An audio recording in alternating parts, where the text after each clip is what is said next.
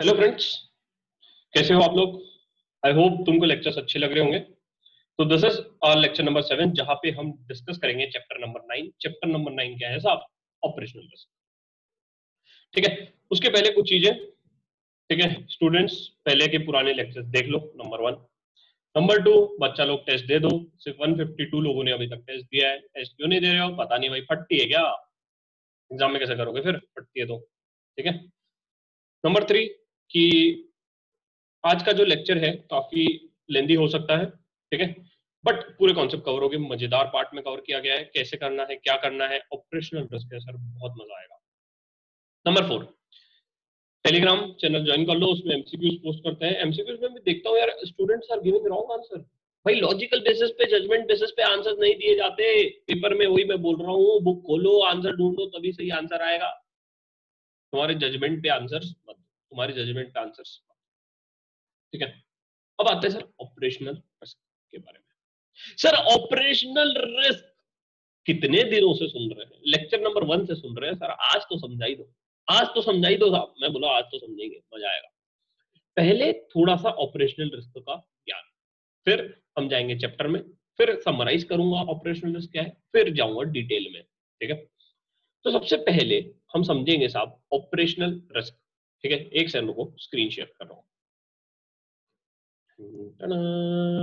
ठीक है, ये एक समरी चार्ट बनाया अपन ने, बहुत जोरदार समरी चार्ट बनाया है। ठीक है, इसकी मदद से ही पूरा चैप्टर समझेगा साहब, इसकी मदद से ही पूरा चैप्टर समझेगा साहब। ठीक है, पहले ये समरी समझाऊंगा। ठीक है, फिर एक टॉपिक है बिजनेस इंटेलिजेंस और आर्टिफिशियल इंटेलिजेंस के बारे में दिया गया है। ये business analytics and artificial intelligence के बारे में दिया है, ये समझाऊंगा। फिर हम जाएंगे डिटेल चैप्टर में, डिटेल डिस्कशन ऑफ चैप्टर में। साहब ऑपरेशनल रिस्क मतलब क्या? ऑपरेशनल रिस्क मतलब भैया ऐसा रिस्क जो अराइज हुआ है। मैं तो 3 पार्ट में बांटता हूं। पहला पार्ट बोलता हूं इनएडिक्वेट और फेल्ड पीपल प्रोसेस की वजह से। ठीक है, दूसरा बोलता हूं सिस्टम के वजह से, और तीसरा बोलता हूं एक्सटर्नल फैक्टर्स की वजह से। साहब 3 चीजें कौन कौन सी? सबसे पहला इनएडिक्वेट फेल्ड प्रोसेस और पीपल की वजह से भैया मेरी कंपनी में रिस्क बढ़ गया। वो अपन देखेंगे सर क्या क्या चीजें हुई है, क्यों हुआ है, उसे कंट्रोल कैसे करना, यहाँ पे समझाऊंगा। नीचे नीचे आ रहा है। दूसरा बोलता है सिस्टम की वजह से, भाई सिस्टम सही नहीं था, सिस्टम में गड़बड़ था, टेक्नोलॉजी रिस्क था, साइबर रिस्क था, उस वजह से। और तीसरा बोलता है सर एक्सटर्नल फैक्टर्स के, बाहर की वजह से, बाहर की चीजों की वजह से मेरी कंपनी में दिक्कत आ गई साहब। ये जो समरी बता रहा हूँ ना भाई, इज्जत से सुनो, इज्जत से देखो। पूरे चैप्टर का समरी है, ये नहीं समझिएगा चैप्टर को लिंक नहीं कर पाओगे साहब, मजा नहीं आएगा फिर, बोलियो मत हमारे को। ठीक है, सिंपल सा देखो। सबसे पहला बोलता है क्या, तो मैं बोला है ऑपरेशनल रिस्क में तुम्हारा नुकसान होगा। नुकसान 3 वजह से होगा। सबसे पहले अपन नुकसान पे जा रहे हैं इनएडिक्वेट और फेल्ड पीपल प्रोसेस, है ना। इसमें क्या बोलता है? इसमें बोलता है कि पीपल गलत था, आदमी गलत था, प्रोसेस गलत थी, सिस्टम गलत था, तरीका गलत था। उसको सुधारू कैसे भाई, ये बता। तुम तो रिस्क मैनेजर हो साहब, तुम तो रिस्क मैनेजर हो साहब, तुम्हें सुधारना है, तुम्हें सुधारना है। कैसे सुधारो? ऐसे सुधारोगे। सबसे पहला बोलता है ऑपरेशनल रिस्क मैनेजमेंट कमेटी बनाओ।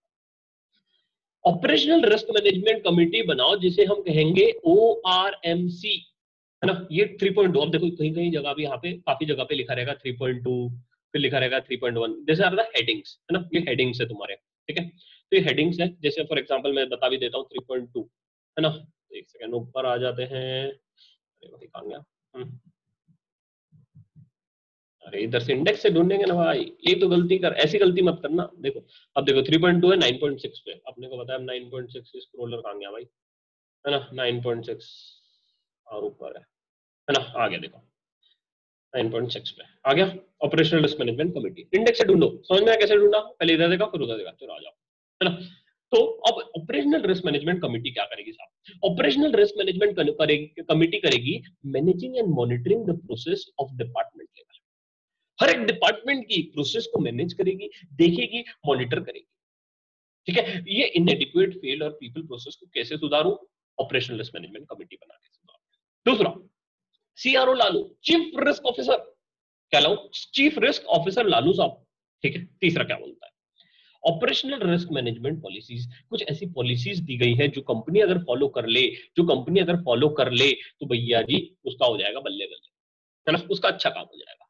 आगे ये चीज, ये टर्म बहुत इंपॉर्टेंट है ना, गड़ी गड़ी हर एक जगह आएगा, है ना। मैं आरसीए से बोलूंगा, एक बार समझा रहा हूं, ध्यान से समझ।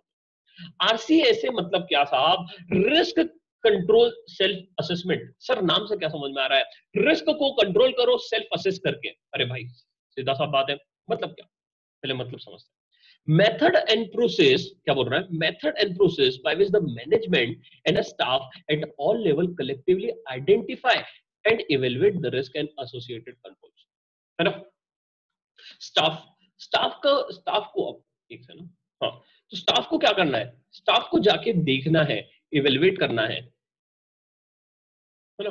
तो स्टाफ को जाके क्या करना है? स्टाफ को जाके देखना है, इवेलुएट करना है, आइडेंटिफाई करना है कि भैया कहाँ पे रिस्क है, कितना रिस्क है, कैसे रिस्क है ना। तो वही बोल रहा है, मेथड और process by which management and staff at all level, सभी जगह पे। सर ईआरएम, यस सही पकड़े हो बेटा, है ना। तो at all level collectively sir मिलके मिलके आइडेंटिफाई करेंगे, इवेलुएट करेंगे और देखेंगे कि भैया कंट्रोल है, कैसे है, कहाँ पे गड़बड़ है, कैसे उसे इम्प्रूव करा जा सकता है। ठीक है, आगे बोलता है पॉलिसी फ्रेमवर्क।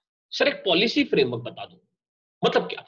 पॉलिसी फ्रेमवर्क दो जगह पे आएगी, एक पूरे एंटिटी लेवल पे लाऊंगा और दूसरी सर डिपार्टमेंट लेवल पे लाऊंगा। सर एग्जांपल, मैं हमेशा देखूंगा कि पूरे बिजनेस लेवल पे कंट्रोल है और एक देखूंगा कि उसके डिपार्टमेंट लेवल पे कंट्रोल है। डिटेल में जाएंगे, एग्जांपल जब वगैरह सब देखेंगे जब हम बुक पे आएंगे, बट समराइज कर, ठीक है। तो मैं अभी तक क्या कर रहा हूं? मैं कर रहा हूं कि जो भी इनएडिक्वेट और फेल्ड प्रोसेसेस है उसे आइडेंटिफाई कर रहा हूं, उसके लिए क्या कर सकता हूं, उसके लिए कंट्रोल क्या है, उसके लिए ऑपरेशनल रिस्क कैसे कम करूं, वो देख रहा हूं मैं, है ना। तो ये क्या बोलता है कि पूरे एंटिटी लेवल मतलब पूरे ऑर्गेनाइजेशन लेवल पे मुझे ये प्रोसेस या फ्रेमवर्क बनानी पड़ेगी। ठीक है, आगे बोलता है प्रोसेस नोट्स, है ना। प्रोसेस नोट्स और स्टैंडर्ड ऑपरेशनल प्रोसीजर एसओपी बनाओ, है ना। सर किसी भी चीज का, किसी भी ट्रांजेक्शन का तुम प्रोसेस बनाओ कि ये चीजें ऐसे ऐसे ऐसे ऐसे होगी, मतलब ये चीजें ऐसे ऐसे ऐसे ऐसे ही होगी। सर सिंपल सा तरीका, है ना। मुझे पता है कि कोई भी अगर गुड्स डिलीवर होंगे या कोई भी सीओडी ऑर्डर रहेगा, कैश ऑन डिलीवरी ऑर्डर रहेगा, तो उसकी प्रोसेस क्या है ना। उसकी प्रोसेस क्या है, मैंने एसओपी बना दिया। सर सिंपल सा एग्जांपल है कि अगर कोई भी डिलीवरी बॉय अगर गुड्स डिलीवर करने जा रहा है और कैश ऑन डिलीवरी है, तो उसको प्रोसेस क्या बताई गई है? भैया पहले कैश लो, फिर तुमको गुड्स देना। This is called SOP, this is called as a process, है ना। समझ में? तो ये कंपनीज को एसओपी बनाना है, प्रोसेस नोट्स बनाना है, प्रोसेसेस बनाना है। ठीक है, आगे क्या बोलता है? तभी तुम्हारा ऑपरेशनल रिस्क मैनेज कर पाओगे। आगे बोलता है focus on the type of risk which is faced by the organisation, है ना। तुम उस टाइप, कौन सा रिस्क है सर ऑर्गेनाइजेशन को, उस रिस्क में जाओ। अगर कंपनी को मान लो रेपुटेशनल रिस्क है, तो उसको देखो कि भैया क्यों रेपुटेशनल रिस्क है, क्या किया कंपनी ने ऐसा जो रेपुटेशनल रिस्क आ गया, कैसे मैं उसको कम कर सकता हूँ रेपुटेशनल रिस्क को, वो सब देखो। ठीक है, आगे क्या बोलता है? Risk grading and ranking. आय हाय हाय हाय हाय, फिर से आ गया साहब, प्रोबेबिलिटी इनटू कॉन्सिक्वेंस। अभी तक के हर लेक्चर में इसका तो एक न एक बार चर्चा आप कर ही देते हो, probability into consequence, probability into consequence. इस पे मैंने एमसीक्यू भी दिया था मस्त वाला, है ना। एमसीक्यू देखोगे, देख लेना वहां पे, है ना। तो रिस्क ग्रेडिंग के बारे में देखना है, प्रोबेबिलिटी इनटू कॉन्सिक्वेंस के बारे में देखना है, और अंडरस्टैंडिंग ऑफ कंट्रोल। कंपनी में देखो कि कंट्रोल्स कैसे हैं, कंट्रोल पॉलिसीज कैसी है, कंट्रोल्स कैसे होने चाहिए, कंट्रोल्स कैसे लगाए जाते हैं, वो सब अपन देखेंगे। अब आता है सर, मैंने पहले बोल दिया कि इनएडिक्वेट, है ना, इनएडिक्वेट और फेल्ड प्रोसेस और पीपल। ठीक है साहब। दूसरा आप बात कर रहे हो सिस्टम की, ऑपरेशनल रिस्क राइज हो रहा है सिस्टम की वजह से, सिस्टम तुमने ढंग से नहीं लगाया, मतलब ही यहाँ पे हम बात कर रहे हैं टेक्नोलॉजी रिस्क और cyber risk and information security control. Technology risk, आज के जमाने में ये रिस्क बहुत बढ़ेगा। वर्क फ्रॉम होम चालू हो गया है, टेक्नोलॉजी रिस्क बढ़ गया। जूम को टेक्नोलॉजी रिस्क आ गया था बीच में, हैक हो गया था, साइबर रिस्क आ गया था, है ना, हो गया। वैसे ही सिस्टम। तीसरा है अपना एक्सटर्नल फैक्टर्स। एक्सटर्नल फैक्टर्स की वजह से भी कंपनी को रिस्क आता है साहब। क्या मुझे पता था कि कोविड आने वाला है? नहीं पता था, बट जिस कंपनी ने, ध्यान से सुनो, रिलेट करो, जिस कंपनी ने बिजनेस कंटिन्यूटी प्लान बना के रखा था साहब, उसकी तो भैया चांदी हो गई चांदी, क्योंकि बिजनेस कंटिन्यूटी प्लान यही बोलता है, क्या बोलता है साहब? ये बोलता है कि अगर एक्सट्रीम सिचुएशन हो गई, अगर कंपनी खराब से खराब सिचुएशन में चली गई साहब, तो तुम लोग क्या करोगे बताओ? बिजनेस कंटिन्यूटी प्लान बनाऊंगा मैं, बिजनेस कंटिन्यूटी प्लान बनाऊंगा। मैं देखूंगा कि अगर एक्सट्रीम सिचुएशन हुई, एक्सट्रीम एक्टिविटी हुई, तो उस वक्त मुझे कौन कौन से ऑपरेशन चलाने, उस वक्त मुझे कौन कौन सी चीजों को चलाना है। फॉर एग्जाम्पल मैं लेता हूं कि एक कंपनी है, मान लो अमेजॉन। अमेजॉन को अमेजॉन ने बिजनेस कंटिन्यूटी प्लान बना के रखा था, बहुत बढ़िया किया काम उनने। उसने बोला कि भैया जब मेरा अगर कोविड आएगा या ऐसा कोई सिचुएशन होगा जहाँ पे पूरी कंट्री पूरी लॉकडाउन में हो जाएगी, या पूरा सब जगह दिक्कत ही दिक्कत होगी, तो मैंने एक प्लान बना के रखा है। मेरे को क्या दिक्कत होगी, है ना, मेरा ये दिक्कत होगी कि मेरा नॉन फूड बिजनेस बंद हो जाएगा, है ना, मेरा नॉन फूड बिजनेस बंद हो जाएगा। अमेजोन ने बोला कि नॉन फूड को तो डिलीवरी नहीं कर पाऊंगा, है ना, मोबाइल टीवी ये सब मैं डिलीवर नहीं कर पाऊंगा, बट हाँ मैं फूड बिजनेस को डिलीवर कर पाऊंगा। मतलब ये मेरे को फूड स्ट्रीम में, मुझे फूड सेक्टर में फोकस करना है ना। लोग ज्यादा ज्यादा अमेजोन प्राइम खोलेंगे, है ना, प्राइम वीडियोस देखेंगे, मुझे उस सेक्टर में फोकस करना है। मुझे पता है कि लोग गेम ज्यादा खेलेंगे, तो मुझे गेमिंग सेक्टर में फोकस करना है, तो अमेजोन ने वो किया। इसका डेवलपमेंट क्यों हुआ? क्योंकि उसने बिजनेस इंपैक्ट एनालिसिस किया। एक्सट्रीम केसेस में, क्रूशियल सिचुएशंस में मुझे कैसे काम करना है, कौन कौन सी चीजों को काम करना है, और उसे लेके मैं प्लान बनाऊंगा और देखूंगा कौन कौन सी एक्टिविटीज कैरिड आउट करना है। उसे कहता है फंक्शनल रिकवरी प्लान। बहुत बढ़िया से रिलेट करेंगे, मजा आएगा आप जब चैप्टर पे जाएंगे। अभी मैं ओवरव्यू दे रहा हूँ सिर्फ। आगे बोलता है की risk indicators and scenario analysis. Scenario analysis हम डिटेल में डील करेंगे चैप्टर नंबर 5 में, बट अभी भी मैं बता देता हूँ sir, various type of scenarios है। ये चीजें हुई तो तुम क्या क्या करोगे, ये चीजें हुई तो तुम क्या क्या करोगे, एक्सटर्नल इवेंट्स हुए हैं, है ना। उस केसेस में मुझे सिनेरियो एनालिसिस के बारे में देखना है। और अब ये आता है फिर उसके बाद outsourcing risk. Yes, outsourcing risk मतलब क्या साहब? मैंने चीजों को आउटसोर्स कर दिया। मैंने बोला कि भैया मैं फिर से वही एग्जांपल कंटिन्यू रहेगा, है ना। वोक्सवैगन गाड़ी बनाता हूँ, तो चक्के वोक्सवैगन के नहीं है, चक्के किसके हैं? सीएट के हैं, है ना। तो ये आउटसोर्स किया है। अब आउटसोर्स करते वक्त मेरे को क्या क्या रिस्क है, मुझे कौन कौन सी चीजों का ध्यान रखना है साहब, जब मैं चीजों को आउटसोर्स कर रहा हूँ। और आगे बोलता है ऑपरेशनल लॉस, है ना, ऑपरेशनल लॉस डेटा मैनेजमेंट, है ना। ऑपरेशनल लॉस और डेटा मैनेजमेंट मतलब ही कि अगर कोई भी चीजों का डेटा मैनेजमेंट किस तरीके से होता है, या किसी भी चीजों का रिस्क आइडेंटिफाई करना है, कैसे डेटा को मैनेज किया जाता है, तो तुम आइडेंटिफाई करो, क्वांटिफाई करो, रिपोर्ट करो और करेक्टिव एक्शंस लो, है ना। ये तो अपन पहले लेक्चर से डील करते आ रहे हैं, बट वही वही है ना, बोलता जा रहा है, बट टर्म्स अलग हो जाते हैं थोड़े बहुत, कंटेक्स्ट अलग हो जाता है, बस और कुछ नहीं है, but things are same only. Identify करना है, क्वांटिफाई करना है, रिपोर्ट करना है और करेक्टिव एक्शंस लेना है। और एंड में बात किया गया है इंश्योरेंस के बारे में, है ना। इंश्योरेंस लेना चाहिए, है ना, टू प्रिवेंट, है ना, फॉर एवरीथिंग। तुम इंश्योरेंस ले सकते हो, प्रिवेंट करना है तो रिस्क ट्रांसफर कर रहा हूं मैं, इंश्योरेंस लेके क्या कर रहा हूँ, रिस्क को ट्रांसफर कर रहा हूँ, और इंश्योरेंस ले लो अगर तुम्हें लगता है तो this is entire summary of operational risk management, है ना। तो मैं वही बोल रहा हूँ, 3 पार्ट में डिवाइड है। एक फेल्ड प्रोसेस सिस्टम, है ना, फेल्ड प्रोसेस एंड पीपल, दूसरा सिस्टम, और तीसरा बोलता है एक्सटर्नल इवेंट्स। और उसके अंदर क्या क्या चीजें कवर है, ये इस चीजों को कवर किया गया है ना। बट चैप्टर थोड़ा ऊपर नीचे दिया है सीक्वेंस में, है ना, तो हम भी ट्राई करेंगे इसी सीक्वेंस में फॉलो करेंगे, है ना, ताकि क्या हो जाएगा, इजी हो जाएगा, तुम लोग को भी इजी हो जाएगा। ठीक है, तो सबसे पहला, अब मैं बता देता हूँ चैप्टर का ओवरव्यू क्या है ना। अब वही मैंने बोला कि अभी ऑपरेशनल रिस्क को इसमें 2 पार्ट में डिवाइड किया गया है। एक जो अभी मैंने तुमको पूरा समराइज करवाया, दूसरा ये लोग ने आर्टिफिशियल इंटेलिजेंस का कंटेंट डाल दिया है ना।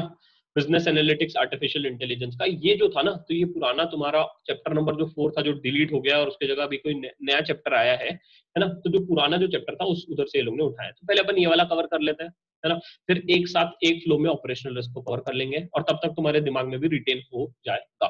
ठीक है, let's start with artificial intelligence. आज के जमाने में हर चीज आर्टिफिशियल इंटेलिजेंस ऑटोमेट हो रही है ना।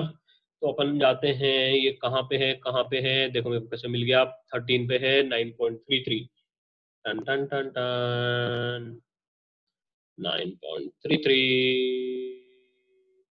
आजा भाई, हाँ आ गया। ठीक है, आगे क्या बोलता है देखो, बिजनेस, है ना। अब आर्टिफिशियल इंटेलिजेंस और ये सब चीजों के पहले कंटेक्स्ट दे देता हूँ, क्या होता है, कैसे, क्यों जरूरी है मशीन लर्निंग, और ये अब होता क्या है कि आज के जमाने में जब कंपनी ग्रो हो रही है, कंपनी के ट्रांजेक्शन ग्रो हो रहे हैं, कंपनी बड़ी हो रही है, तो company people need to automate the things, people need to bring the artificial intelligence, है ना। रोबोटिक्स लाना जरूरी है साहब। जब मेरी कंपनी छोटी थी तो I don't need everything can be done manually, but as and when the things are growing I need to do what artificial intelligence, है ना, आर्टिफिशियल इंटेलिजेंस लाना पड़ेगा, सिस्टम्स लाने पड़ेंगे, प्रोसेसेस लाने पड़ेंगे, है ना।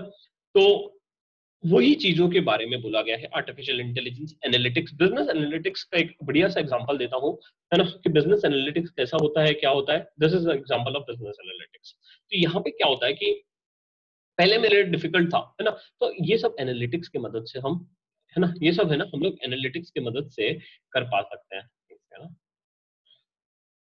अरे हाँ, हाँ, ठीक है। तो ये सब हम एनालिटिक्स की मदद से कर सकते हैं कि भैया, अब एनालिटिक्स मतलब क्या, है ना, मैं चीजों को समराइज कर पा रहा हूँ, एनालाइज कर पा रहा हूँ इजीली, इजीली, है ना। तो this is example of analytics. Sir ये कैसे किया? ये पावर बीआई के थ्रू है ना, ये पावर बीआई के थ्रू यू कैन समराइज और एनालाइज कर सकते हो चीजों को इजीली, ठीक है। बस वही बोला गया है, ज्ञानबाजी रहेगा, एनालाइज करो, समराइज करो, ये देखो वो देखो, मशीन लर्निंग लाओ, ये लाओ वो लाओ, बस, ठीक है। तो पढ़ लोगे, समझ में आएगा, है ना। अब ये चीजें जो आर्टिफिशियल है, सिस्टम को एक चीज बताता हूँ, सिस्टम को ये नहीं समझता, सिस्टम को फीलिंग नहीं रहती, सिस्टम को नॉलेज नहीं रहता है। सिस्टम क्या करता है? डेटा के बेसिस पे लर्न करता है। क्या करता है? डेटा के बेसिस पे लर्न करता है, बस वही है ना। तो उसी बेसिस पे मशीन लर्निंग को, है ना, मशीन लर्निंग को बोला गया है कि मशीन लर्निंग के लिए बेसिकली दो प्राइमरी ग्रुप डिवाइड किए गए हैं, है ना। क्या बोलता है? The most basic level of machine learning techniques are divided into two primary groups. Sir कौन कौन से? एक सुपरवाइज लर्निंग और दूसरा अनसुपरवाइज लर्निंग, ठीक है। उसके पहले मैं दो चीजें समझा सकता हूँ, ये एसएफएम में भी तुमने पढ़ा होगा, जिनने नहीं पढ़ा है उनके लिए भी समझा देता हूँ। एक होता है तुम्हारा इंडिपेंडेंट वेरिएबल, एक होता है डिपेंडेंट वेरिएबल। अच्छा, independent variable is X and dependent variable is Y, ठीक है। तो इंडिपेंडेंट वेरिएबल मतलब क्या कि ये इंडिपेंडेंट है साहब, इसको कुछ फर्क नहीं पड़ता दूसरी चीजों से, इसको फर्क नहीं पड़ता सब दूसरी चीजों से। और डिपेंडेंट वेरिएबल मतलब क्या? This is a dependent on other factors, this is dependent on other factors. अब बढ़िया सा एग्जांपल देता हूँ साहब, किसी भी बैंक को लोन देना है, मेरी एक बैंक है, मेरे को लोन बांटना है लोगों को, तो मैं कुछ फैक्टर्स एनालाइज करूंगा। मैं किसी को भी लोन दे दूंगा क्या? नहीं, नहीं दूंगा। मैं बोलूंगा भैया तुम्हारा इनकम कितना है, तुम कौन सी इंडस्ट्री में काम करते हो, तुम मेल हो कि फीमेल हो, तुम्हारा एज कितना है, ठीक है। तो ये सब चीजें मैं देखूंगा, ठीक है। This is called as independent variable का एनालिसिस, है ना। हर एक पर्सन का अलग अलग रहेगा, अपनी इंडस्ट्री है ना, अलग अलग सैलरी रहेगा, अलग अलग जेंडर रहेगा, है ना। तो this is a independent variable, उसको मैं बोल देता हूँ एक्स, ठीक है। तो यहाँ पे मैं क्या क्या देखा, मैंने देखा, मान लो इनकम देखा, मैंने उसका जेंडर देखा, है ना, मैंने उसका इंडस्ट्री देखा कि कौन सी इंडस्ट्री में काम कर रहा है। उसके बेसिस पे मैंने एक जजमेंट बनाया कि भैया ये डिफॉल्ट करेगा या नहीं करेगा, डिफॉल्ट और नो डिफॉल्ट, है ना। मैंने दो जजमेंट बनाए, या तो डिफॉल्ट करेगा या नहीं करेगा। उसके बेसिस पे मैंने एक जजमेंट बना दिया। मतलब ही मैं सुपरवाइज लर्निंग की बात कर रहा हूँ, मतलब ही मैं सुपरवाइज लर्निंग की बात कर रहा हूँ। मतलब सर क्या बोलता है सुपरवाइज लर्निंग? देखो क्या बोलता है, refers to a statistical analysis, एक ऐसा एनालिसिस जिसके बेसिस पे that aims to map the behaviour of certain certain variables on the basis of some other variables. मतलब ही मैंने वाई का बिहेवियर किस बेसिस पे डिसाइड किया, वाई का बिहेवियर डिसाइड किया, है ना, कि उसका इनकम कितना है, उसका जेंडर कितना है, उसका इंडस्ट्री कितना है ना। और ये काफी लोगों का डेटा कलेक्ट करके, काफी लोगों का डेटा कलेक्ट करके मैं एनालाइज करूंगा, मैं जजमेंट बनाऊंगा और देखूंगा कि भैया जी जिसकी इनकम 30,000 रुपए है वो मेल है, और अगर वो आईटी इंडस्ट्री में काम कर रहा है तो वो डिफॉल्ट नहीं करेगा। एक जजमेंट बना लिया, सिस्टम ने डेटा कलेक्ट किया, एक जजमेंट बनाया। बट वैसे ही, है ना, वैसे ही एक दूसरा जजमेंट भी बन सकता है ना, कि उसका इनकम मान लो 50,000 है, बट वो अगर फीमेल है तो वो डिफॉल्ट कर रही है, आईटी इंडस्ट्री में वो डिफॉल्ट कर रही है। जजमेंट बनाया, बस वही बोल रहा है।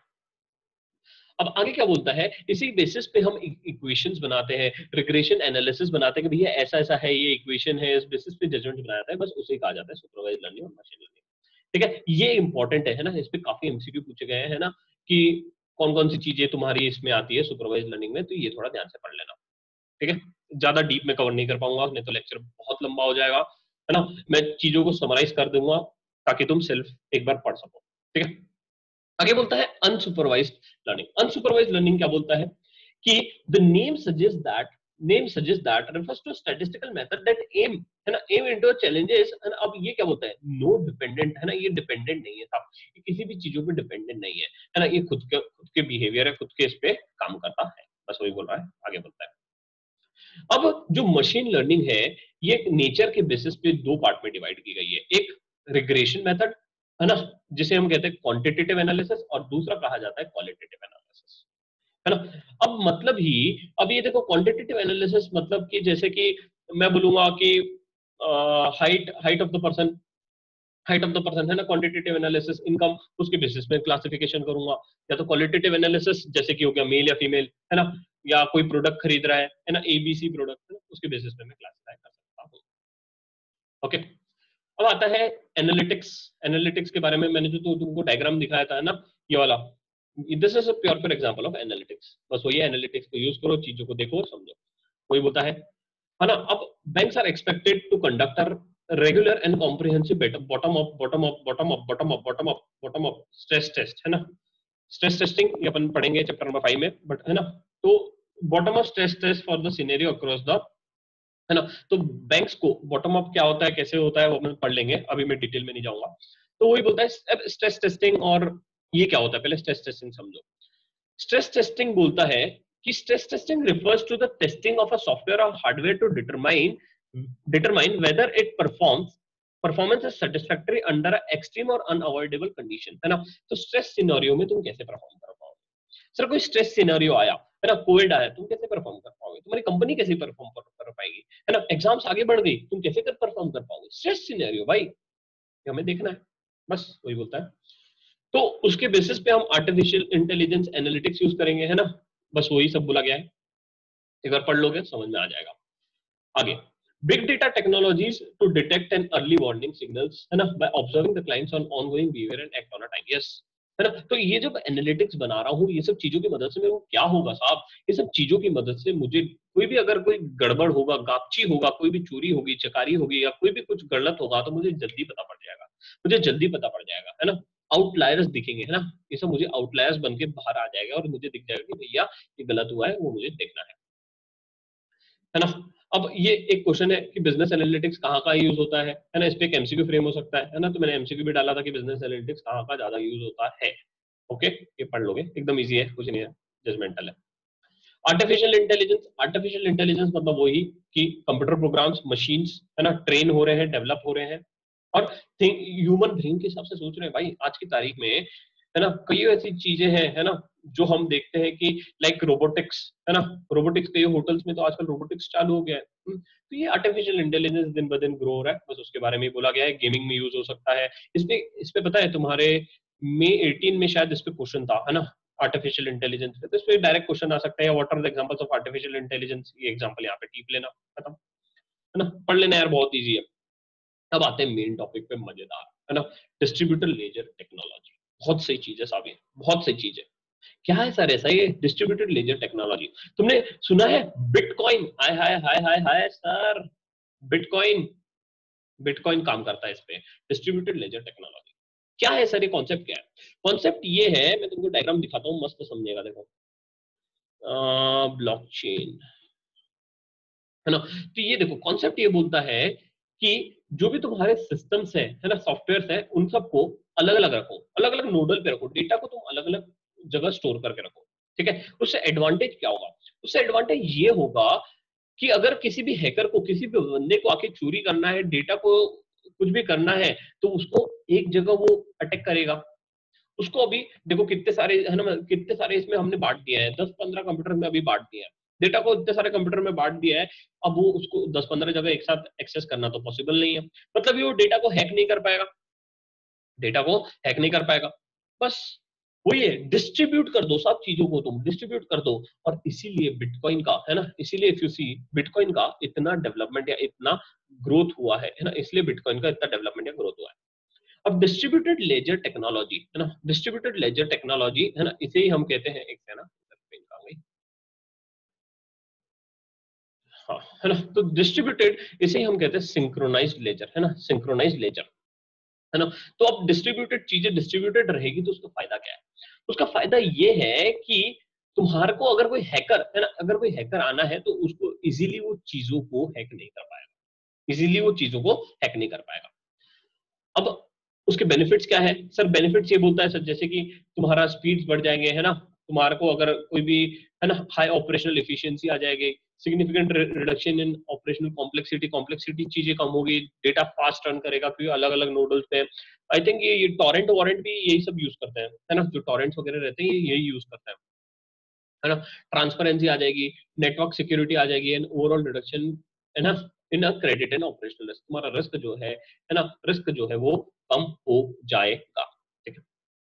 अब आते हैं सर इंश्योरेंस के बारे में, एकदम ही सिंपल सा कॉन्सेप्ट है इंश्योरेंस के बारे में, है ना। तो इंश्योरेंस के बारे में हम कई जगह पे पढ़ चुके हैं, है ना, ये सब पेजेस पे भी पढ़ चुके हैं, है ना, ये सब पेजेस पे भी पढ़ चुके हैं। तो इंश्योरेंस क्या है भाई? इंश्योरेंस ले लो जब तुमको रिस्क को ट्रांसफर करना है ना। जब भी तुमको लग रहा है कि कोई असेट डैमेज होने वाला है या कोई फ्रॉड होने वाला है या इंटरनल फ्रॉड होने वाला है, इंश्योरेंस ले लो, बात खत्म, रिस्क को सिक्योर कर लो भैया, रिस्क को सिक्योर कर लो भैया, ठीक है। अब यहां तक कि अपना पूरा हो गया ज्ञानबाजी खत्म। अब आते हैं सर चैप्टर पे, ठीक है, अब आते हैं चैप्टर पे। चैप्टर है सर ऑपरेशनल रिस्क। अब है ना, अब हम सीक्वेंस में जाएंगे। सबसे पहले हम डील कर लेते हैं सिस्टम के बारे में। सिस्टम के बारे में इजी रहेगा, टेक्नोलॉजी रिस्क और साइबर रिस्क डील करेंगे, 7 पॉइंट और 11 पॉइंट, ठीक है। तो टेक्नोलॉजी रिस्क साहब आज के दिन में पता है, हर एक आदमी चाहता है ऑनलाइन जाए, हर एक आदमी चाहता है कि ऑनलाइन जाए, उसका बिजनेस ऑनलाइन ग्रो हो, करेक्ट। अब ऑनलाइन ग्रो करना है तो टेक्नोलॉजी तो उसको यूज करना ही पड़ेगा। अब टेक्नोलॉजी यूज करेगा साहब तो रिस्क तो है ही, कोई हैकर आ गया उसकी टेक्नोलॉजी की ऐसी तैसी कर दिया, भाई कुछ भी हो सकता है, टेक्नोलॉजी है तो। अब उससे मुझे बचना है, या कौन कौन से इश्यूज हम फेस करते हैं साहब, पहले पहले तो इसने डिस्कस किया कि कौन कौन से तुम इश्यूज फेस करते हो टेक्नोलॉजी की वजह से, ठीक है। फिर नीचे ये इनने बात किया है कि बैंक्स, और इसमें एग्जांपल वगैरह दिया है यार इधर, है ना, तो कौन कौन से इश्यूज फेस करते हैं, फिर उसको हम कैसे सॉल्व कर सकते हैं, वो सब के बारे में भी हम देखेंगे जब हम, तो मतलब बीच बीच में दिया है, देखते हैं क्या बोलता है। सबसे पहले बोलता है टेक्नोलॉजी रिस्क, टेक्नोलॉजी सही तरीके से काम नहीं कर रही, नॉट वर्किंग वेल। तो सबसे पहला बोल रहा है अनशेड्यूल्ड, है ना, अनशेड्यूल्ड सिस्टम और डाउन टाइम साहब। मतलब ही अनशेड्यूल्ड सिस्टम और डाउन टाइम मतलब क्या? कभी कभी क्या होता है कि टेक बैठ जाता है, टेक फट गया बोलते हैं ना, अगर आईटी इंडस्ट्री में काम करोगे तो बोलेगे टेक फट गया। टेक फट गया मतलब क्या सर? फट गया मतलब क्या? डाउन चल रहा है भाई, सिस्टम काम नहीं कर पा रहा है तुम्हारा, डाउन टाइम है सर, है ना, अनशेड्यूल्ड डाउन टाइम। अब अनशेड्यूल्ड डाउन टाइम, अब मान लो कि चल रहा है कि अभी फॉर एग्जांपल, बढ़िया से एग्जांपल देता हूं कि जब मान लो कि अभी लॉकडाउन खुला उसके बाद लोगों को लगा यार चल यार अब कुछ ना कुछ ऑर्डर करेंगे ऑनलाइन, तो एकदम से तुम्हारा क्राउड आ गया, क्राउड बेस बढ़ गया, है ना। तो बीच में जब फ्लिपकार्ट अपना ये बिग बिलियन डे अनाउंस करता था, इफ यू रिमेंबर, है ना, तो उसका डाउन टाइम आ जाता था। क्यों?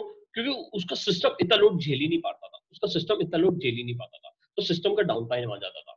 अब डाउन टाइम आने से क्या होगा? उसका फाइनेंशियल लॉस होगा, उसका, है ना, loss of operation of business होगा, कस्टमर इश्यूज आएगा, उसके ऑर्डर गलत गलत मिसप्लेस हो जाएंगे, उसका माथा खराब। टेक्नोलॉजी रिस्क के साथ टेक्नोलॉजी सही रहेगी ना तो काम सही होगा, डाउन टाइम मत आने दो। दूसरा क्या बोलता है? सिस्टम फेलवर भैया, प्रिटेंडिंग टू, है ना, इनकरेक्ट प्रोग्रामिंग। अरे भाई साहब, प्रोग्रामिंग ही गलत कर दिया टेक वाले ने, टक टक टक टक टक टक टक टक कुछ गलत ही कोड लिख दिया, है ना। फॉर एग्जांपल, अब जैसे कि पेमेंट करता है कस्टमर, कंपनी के अकाउंट में नहीं आता, किसी और के अकाउंट में चले जाता है, कुछ अलग ही प्रोग्रामिंग कर दिया। लिस्टिंग प्राइस अलग दिखता है, जब जब मैं ऑर्डर प्लेस कर, जैसे अभी, है ना, डिस्प्ले प्राइस मान लो अमेजोन को डिस्प्ले कर रहे हैं, फॉर एग्जांपल लैपटॉप डिस्प्ले कर रहा है 1 लाख रुपीज का, बट जब मैं प्लेस करने जाता हूँ वो हो जाता है 10,000 का, है भैया, होता है इनकरेक्ट प्रोग्रामिंग की वजह से होता है ना। तो अब इधर कुछ एग्जांपल दिए, है ना, इनकरेक्ट प्रोग्रामिंग के कुछ एग्जांपल दिए हैं ना। जैसे कि इधर बोलता है कि लोन के केस में, है ना, प्रोसेसिंग फीस और interest fees are not correctly charge, है ना, गलती से इंटरेस्ट रेट, उन्हें प्रोग्रामिंग गलत किया है भाई, है ना। तो ये एक लोन इंस्टीट्यूशन और इन सब के रिस्क दिए हैं, एक एग्जांपल दिया है बस, है ना, कि भैया, है ना, कि लोन इंटरेस्ट रेट गलत डाल दिया, उस वजह से लोन गलत गया, उस वजह से प्रोसेसिंग गलत हो गया, ऐसे तैसे हो जाएगी कंपनी की भाई, कंपनी डूब जाएगी। फिर इधर एक नीचे एक मैन्युफैक्चरिंग का एग्जांपल दिया है ना, ये सब पढ़ लेना यार, अब इतना डिटेल में नहीं जाऊंगा, है ना। अब इधर एक बोलता है मैन्युफैक्चरिंग का एग्जांपल दिया है, जहां पे बोलता है कि रॉ मटेरियल लाइट। अब इधर पता है, जब मैन्युफैक्चरिंग इंडस्ट्री में काफी चीजें सिस्टम्स पे डिपेंडेंट होती है, एसएपी जहां पे रहते हैं, तो वहां पे बॉम्ब वॉम्ब सब डिसाइडेड सब सिस्टम के बेसिस पे रहता है, कॉस्टिंग सब सिस्टम के बेसिस पे निकलता है ना। तो ये सब उल्टा सीधा हो गया ना भाई, तो पूरी ऐसी तैसी हो जाएगी कंपनी की, काफी इंपॉर्टेंट हो जाता है भाई, है ना, काफी इंपॉर्टेंट हो जाता है कंपनी के लिए कि प्रोग्रामिंग सही तरीके से हो, प्रोग्रामिंग सही तरीके से हो। मास्टर मेंटेनेंस, मास्टर मेंटेनेंस में ये क्या बोलता है, देखो अब हम डील क्या कर रहे हैं, है ना, हम डील कर रहे हैं कौन कौन से इशू फेस हो सकते हैं कंपनी को on account of technology risk. सबसे पहला मैंने बोला कि अनशेड्यूल्ड टाइम डाउन टाइम हुआ तो भैया नुकसान हो जाएगा। दूसरा बोलता है कि कोडिंग सही से नहीं हुई तो ऐसी तैसी हो जाएगी। अगर कंपनी का मेंटेनेंस सही तरीके से नहीं होगा, सही टाइम पे नहीं होगा, तो कंपनी की भी लग जाएगी। क्योंकि हमें देखना पड़ेगा, है ना, एक हमेशा डेटा को एनालाइज करना पड़ेगा, टेस्टिंग टीम बिठानी पड़ेगी, टेस्ट करना पड़ते रहना पड़ेगा कंटिन्यूअसली, तभी कंपनी का टेक्नोलॉजी रिस्क कम रहेगा। फिर बोलता है अगला यूजर एक्सेस कंट्रोल। यस, अगर तुम ऑडिट पे जाते होंगे तो हमेशा तुम देखना, अगर जहां पे अगर किसी ने एससीपी पे काम किया होगा तो हमेशा रहता है कि मेकर चेकर, है ना, मेकर कोई और रहेगा, चेकर कोई और रहेगा। यूजर एक्सेस कंट्रोल सही तरीके से डिफाइन करो, है ना, कंट्रोल सभी तरीके से डिफाइंड रहेगा ना, तो भैया टेक्नोलॉजी रिस्क आएगा ही नहीं, है ना। देखो क्या बोलता है, who all have a control access have to be defined in per job। तुम्हें बता के रखना पड़ेगा कि भैया किसके पास कितना कंट्रोल है, कौन कितना चीजों को देखेगा, तो तुमको बता के रखना पड़ेगा। अकाउंटिंग सिस्टम्स, आय हाय हाय हाय हाय, ये तो अपना आ गया साहब। अकाउंटिंग सिस्टम मतलब क्या, फिर कॉन्फ़िगरेशन सही तरीके से होना, अगर कोई तुम डेटा चेंज कर रहे हो तो उसका ऑडिट ट्रेल मेंटेन करके रखो, वो सब चीजों के बारे में बात कर रहा है। तुम अकाउंटिंग सिस्टम क्यों इंपॉर्टेंट है, फॉर एग्जाम्पल कोई तुम्हारा सॉफ्टवेयर माइग्रेशन हुआ, है ना, सॉफ्टवेयर माइग्रेशन हुआ, या तो उसमें तुम्हें देखना पड़ेगा कि old balances are carry forwarded into new systems correctly, है ना। अकाउंटिंग सिस्टम्स में तुम्हें टेक्नोलॉजी का ध्यान में रखना पड़ेगा, है ना। तो कहीं कहीं क्या होता है, बॉट इंस्टॉल्ड रहता है तो ऑटोमेटिक रिकॉर्डिंग ऑफ इनवॉइसिंग होता है, ऑटोमेटिक जनरल एंट्री ट्रिगर होती है ना। तुम्हें देखना पड़ेगा कि भैया अकाउंटिंग सिस्टम सही से कॉन्फ़िगर्ड है या नहीं। चेंज इन मैनेजमेंट, अरे भैया बहुत जोरदार। कभी कभी क्या होता है चेंज इन मैनेजमेंट, है ना। चेंज इन मैनेजमेंट मतलब क्या, when there is a change in technology, अगर कोई टेक्नोलॉजी चेंज हो रहा है या चेंज इन मैनेजमेंट हो रहा है तो तुम्हें देखना पड़ेगा कि क्या क्या रिस्क है, क्या क्या टेक्नोलॉजी की वजह से रिस्क है। अब इसके लिए इन्होंने कुछ ये दिए है, क्या बोलता है, risk due to change in system. अगर सिस्टम चेंज हुआ तो तुम्हें क्या क्या चीजों को ध्यान में रखना पड़ेगा। देखो क्या बोलता है कि देखना पड़ेगा कि अप्रूवल्स के थ्रू हुआ है कि नहीं, ऑथराइज रोल्स के थ्रू हुआ है कि नहीं, है ना। Changes being wrongly convinced by the user group, है ना, without adequate analysis of pros and cons. Sir तुमने ऐसे चेंज कर लिया क्या, है ना, ऐसे चेंज कर लिया तो ऐसी तैसी हो जाएगी। प्रोज देखो, कॉन्स देखो, चीजों को समझो, टेक्नोलॉजी को समझो, कहाँ पे जरूरत है, प्रॉपर अप्रूवल है या नहीं, है ना, चेंजेस का रिक्वायरमेंट है या नहीं, चेंजेस क्या प्रॉपरली कम्युनिकेट हुए हैं कि नहीं, वो देखो, प्रिवेंटिव कंट्रोल अराउंड, है ना, ये सब है कि नहीं, कंट्रोल एनवायरनमेंट था कि नहीं, अगर ये चेंजेस फेल हो गया तो मैं क्या कर सकता हूँ, ये सब चीजों के बारे में सोचना पड़ेगा। तो भाई पढ़ लोगे समझ में आ जाएगा, एकदम ईजी है ना। और क्या बोलता है आगे, the database of such changes, है ना, कि अगर कोई भी चेंज हो रहा है तो ऑडिट ट्रेल तुम मेंटेन करके रखो, ऑडिट ट्रेल तुम मेंटेन करके रखो, ठीक है। अब मैं माइग्रेशन की बात कर रहा था, है ना, अब माइग्रेशन की बात कर रहा था। माइग्रेशन रिस्क मतलब क्या, कि डेटा को तुम जब माइग्रेट कर रहे हो, डेटा को जब तुम माइग्रेट कर रहे हो from old system to new system, from old system to new system, है ना, तो कौन कौन सी चीजों का ध्यान में रखना पड़ेगा, वो सब चीजों के बारे में बताया गया है ना। कि डेटा क्या है, मैपिंग सही हुआ है कि नहीं, है ना, फिर रिपोर्ट सही आ रही है कि नहीं, है ना, टेस्ट देखो, इमरजेंसी अगर फेल हो गया तो क्या करना चाहिए, है ना, रिव्यू और इंटीग्रिटी फंक्शनलिटी तुम्हें चेक करते रहना चाहिए। भाई पढ़ लोगे, बहुत सिंपल है यार, बहुत सिंपल है। अब इसमें क्या समझाने का यार, जब डेटा को माइग्रेट है ये सब चीजें देखना है, क्या करना है, एग्जाम में क्वेश्चन है, what are the things to be considered when you are migrating a data. Simple सा काम, पेज नंबर खोल लेगा, कौन सा पेज नंबर खोलेंगे अपन, 9.20, जाएंगे माइग्रेशन रिस्क में, कंट्रोल सी कंट्रोल वी करके आ जाएंगे, बात खत्म। आगे क्या बोलता है, टेक्नोलॉजी आउटसोर्सिंग रिस्क, है ना। आउटसोर्सिंग रिस्क मतलब क्या, जहां पे टेक टीम स्ट्रांग नहीं है, जहां पे टेक्नोलॉजी वाले बंदे स्ट्रांग नहीं है, तो वहां मैं आउटसोर्स करूंगा चीजों को, वहां मैं क्या करूंगा, चीजों को आउटसोर्स करूंगा। तो मुझे चीजों को ध्यान में रखना पड़ेगा कि कौन कौन से ये सब चीजों का ध्यान में रखना पड़ेगा ना, कि भैया मैं सब आउटसोर्स किया हूँ तो भैया ये लोग सही तरीके से डॉक्यूमेंट कर रहे हैं कि नहीं, कॉन्फिडेंशियलिटी है या नहीं, करेक्ट ना। तो टेक्नोलॉजी आउटसोर्स जब हो रही है तो ये सब चीजों का ध्यान में रखना पड़ेगा, ठीक है। अब आते हैं हम, दिस इज कवर्ड, 7th हमने कवर कर लिया है। नेक्स्ट हम आ जाते हैं हमारा पॉइंट नंबर 11 पे, जो मैंने बोला था साइबर रिस्क, दैट इज 9.25। आ जाओ बेटा नीचे, 9.25, 25, 25, 25, हाँ ठीक है। हाँ, cyber risk, cyber risk and information security control. Sir cyber risk, हाय हाय हाय, तो बीच में अपन कई बार न्यूज में भी पढ़े होंगे, साइबर रिस्क हो गया, साइबर अटैक हो गया, फेसबुक पे साइबर रिस्क है ना, जूम पे साइबर रिस्क आ गया था, है ना, हैक हो गया। डेटा सिक्योर होना काफी जरूरी है, डेटा सिक्योर होना काफी जरूरी है। अगर ये सब रिस्क है तो ऑपरेशनल रिस्क की बात हो जाएगी, ऑपरेशनल रिस्क की बात हो जाएगी। अब उसी के लिए इन्होंने थिंग्स टू बी कवर्ड, है ना, things to be covered in cyber risk या various type of cyber risk जो कंपनी को आते हैं। सर कैसे कैसे रिस्क आते हैं, जैसे कि example, sir confidentiality of a customer data चला गया, फेसबुक सीधा सा एग्जांपल है। Trade secrets of the software, ये मेरा साइबर रिस्क है ना। इसीलिए है ना, it is also covered in intellectual property risk, है ना। अब देखो सर, कोई ट्रेड सीक्रेट्स, तो कोई सॉफ्टवेयर मैंने बनाया, हाँ एक बढ़िया से जनरल नॉलेज की चीज बताता हूँ। एक एक होते हैं ओपन सोर्स सॉफ्टवेयर। क्या होता है open source software? Open source मतलब क्या, मैंने कोई सॉफ्टवेयर डेवलप किया, मैंने कोई सॉफ्टवेयर डेवलप किया, अब मुझे लगता है कि अपन सेवा करेंगे, है ना, अपन सेवा करेंगे लोगों की, अपन ने सिस्टम में अपन ने ऑनलाइन डाल दिया, है ना। तो फॉर एग्जांपल अकाउंटिंग सॉफ्टवेयर एक है, आई थिंक ईआरपी करके, ईआरपी पूरा नाम नहीं पता, बट ईआरपी करके एक है, वो ओपन सोर्स सॉफ्टवेयर है। मतलब क्या, उसने पूरा कोडिंग वोडिंग डाल के बना के एकदम ऑनलाइन डाल दिया है, तुमको यूज करना है कर लो, ठीक है, तुमको यूज करना है कर लो, ठीक है। दूसरा होता है कि भैया मैंने कोई एक सॉफ्टवेयर बनाया, से फॉर एग्जांपल मैंने एसएपी बनाया है ना, एसएपी बनाया, अब एसएपी को मैं अपने पास ही रखना पाता हूँ, मैं ट्रेड सीक्रेट है भैया, वो मेरा सॉफ्टवेयर है, मैंने उसको पेटेंट करवाया, अगर किसी ने उसको चोरी कर लिया, किसी ने चोरी कर लिया, है ना, तो क्या होगा, इंटेलेक्चुअल प्रॉपर्टी राइट का उन्होंने ब्रीच किया है ना, इंटेलेक्चुअल प्रॉपर्टी रिस्क है उसके पास, है ना। कोई मालवेयर अटैक आ गया, है ना, उस वजह से हो गया, या तो फिर कोई है ना रैंसमवेयर आ गया, उस वजह से हो गया। और क्या बोलता है आगे, the financial transactions that organisation performs outside its own network, hi hi hi hi hi hi hi hi hi, it's due to cyber risk. अब क्या होता है पता है, अब जनरली एक बढ़िया सा एग्जांपल देता हूँ, जब भी तुम कोई भी पेमेंट करते हो, है ना, जब भी तुम किसी भी चीज का पेमेंट करते हो, तो देखना तुम्हारा वो वेब पेज से दूसरे वेब पेज पे जाता है ना, एक नए वेब पेज पे आता है ना, तो यहाँ पे ट्रांजेक्शन्स का लॉस होना, यहाँ पे कुछ लॉस होने का चांसेस हो जाता है, यहाँ पे कुछ लॉस होने का चांसेस हो जाता है ना। तो वही बोल रहा है कि जब भी अगर कोई एक पेज से दूसरे पेज पे जा रहे हैं, है ना, जब भी कोई नेटवर्क स्विच ऑफ हो रहा है, स्विच होता है, तो वहां पे रिस्क बढ़ जाता है, वहां पे रिस्क बढ़ जाता है साहब। आगे एंटिटी, अब इधर क्या बोलता है, एंटिटी ने कोई फ्रॉडुलेंट ट्रांजेक्शन, है ना, कोई ईमेल आता है ना, कोई ईमेल आता है, उस पे मान लो कंपनी ने कोई क्लिक कर दिया या चले गई उस ईमेल पे, उस वजह से रिस्क हो सकता है। या तो फिर फिशिंग, फिशिंग बहुत बीच में कॉमन हो गया था, है ना। फिशिंग में क्या होता है कि एक फ्रॉड टेक्निक है, जहां पे अगर तुमने उस लिंक को क्लिक कर लिया ना, उस लिंक को क्लिक कर लिया ना, पैसे उड़ जाएंगे तुम्हारे बैंक अकाउंट से या कहीं से भी, है ना। तो ये फिशिंग एक टेक्निक है ना, इसलिए फिशिंग को मैंने शायद इसको हाईलाइट किया होगा, है ना। तो यहाँ पे आई थिंक और क्या नीचे और है, हाँ। फिर इसको मिटिगेटिंग मेजर्स, है ना, इसके मिटिगेटिंग मेजर्स कैसे है ना, फिशिंग।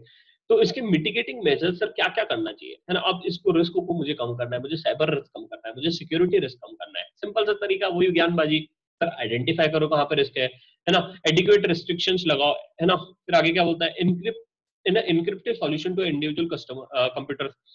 जब भी तुम कंपनी में रहोगे तो हर एक बंदे के कंप्यूटर में पासवर्ड रहना चाहिए। अगर if you work in a big four, तो वहां पे कई सा वहां पे सॉफ्टवेयर लगाया जाता है, सिमेंटिक का ईवाई में लगाया जाता था, है ना। तो वहां पे लोग क्या करते हैं, इंश्योर करते हैं कि हर एक बंदे के हर एक कंप्यूटर में क्या हो, एक सिक्योरिटी कंट्रोल हो, है ना। फिर क्या बोलते हैं कि फायरवॉल लगाओ, फायरवॉल की मदद से कोई अनऑथराइज एक्सेस एंटर नहीं कर पाएगा, है ना। Regular vulnerability testing of firewall, है ना, सब ये टेस्टिंग वेस्टिंग करो, देखो भैया कोई प्रोन टू अटैक्स है या नहीं है ना। और रूट कॉज ढूंढो कि भैया चीजें क्यों इम्पैक्ट हो रही है, चीजें क्यों इम्पैक्ट हो रही है, और उससे तुम क्या कर लो, डॉक्यूमेंट कर लो, उसे क्या कर लो, डॉक्यूमेंट कर लो, है ना। बस वही बोला गया है आगे।